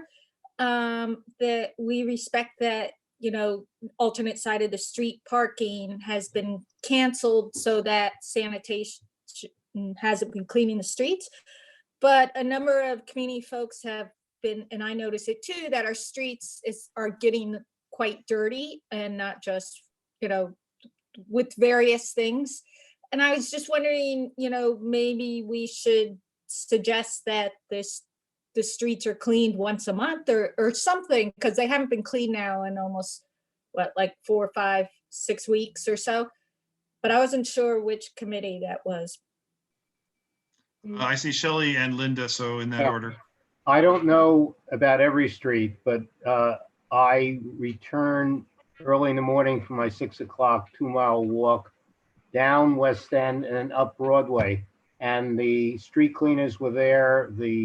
They occasionally had a car or something in between, and they've been cleaning Broadway, at least on the downtown side. Yeah. They've been cleaning Amsterdam Avenue, the street cleaners. I know that because I walk the dog every morning between 6 and 6:30, and we have to jump out of the way. But I think on the side street, I think there's also a kind of a collective cultural malaise. I'm seeing people who haven't been, a lot of dog feces around a lot of gloves around, a lot of things on the sidewalks, not so much on the streets. We're seeing, I mean, down the streets too, but I think there's a problem, and I think it has a lot to do with just the general malaise of the community, of the world right now, because this is this surreal life in which we're living. So I think you're right. I think the perception is correct that the streets, the sidewalks are dirtier, as well as the streets. Everything's dirtier because people are giving, and I think a lot of people are giving up. There are plastic, there are rubber gloves everywhere. There are masks everywhere on the street, discarded, banned. Isn't alternate side suspended? Yeah, but I'm not talking, but not. So they can't sleep, so they can't sweep the streets if alternate side is suspended. It's not just the streets, Mark. The point that I'm trying to make, it's the sidewalks. They are sweeping the streets on Amsterdam Avenue every single morning. Okay. And Broadway too. I'm on both of those streets. Okay. I think they're doing the avenues because metered parking is still in effect. Right. But I don't think they're doing the side streets. Well, they're not, because there's no, the way to do the side streets is alternate side of the street parking. That's what moves the cars so they can sweep, and if there's no alternate side, there's no sweeping. Okay. Suspended until the 28th. But you know, here's the kicker. It's not just the streets. It's the sidewalks. It's everywhere. And I really do think it's kind of collective reaction to the world in which we're living currently, and it's awful. Yeah, and I think that the sidewalks are the responsibility of the property owner, right? Of the property, correct, yeah. Yeah, And the stores are closed. Yeah. Right. Okay. Okay. Anything else from anybody? Print special is on. Hot spit. Thank you. Kay, were you chiming in? No, you were just waving. Okay. Okay. Well then, motion to adjourn. Yes. So Yes. moved. Thank you all. Good night. Appreciate it. Good night, everybody. Be well. Stay well. Good night, all. Good night. Thank you. Good night all. Good night. Thanks, Mark. Thank you. Yes, thank you, Mark. Thank you.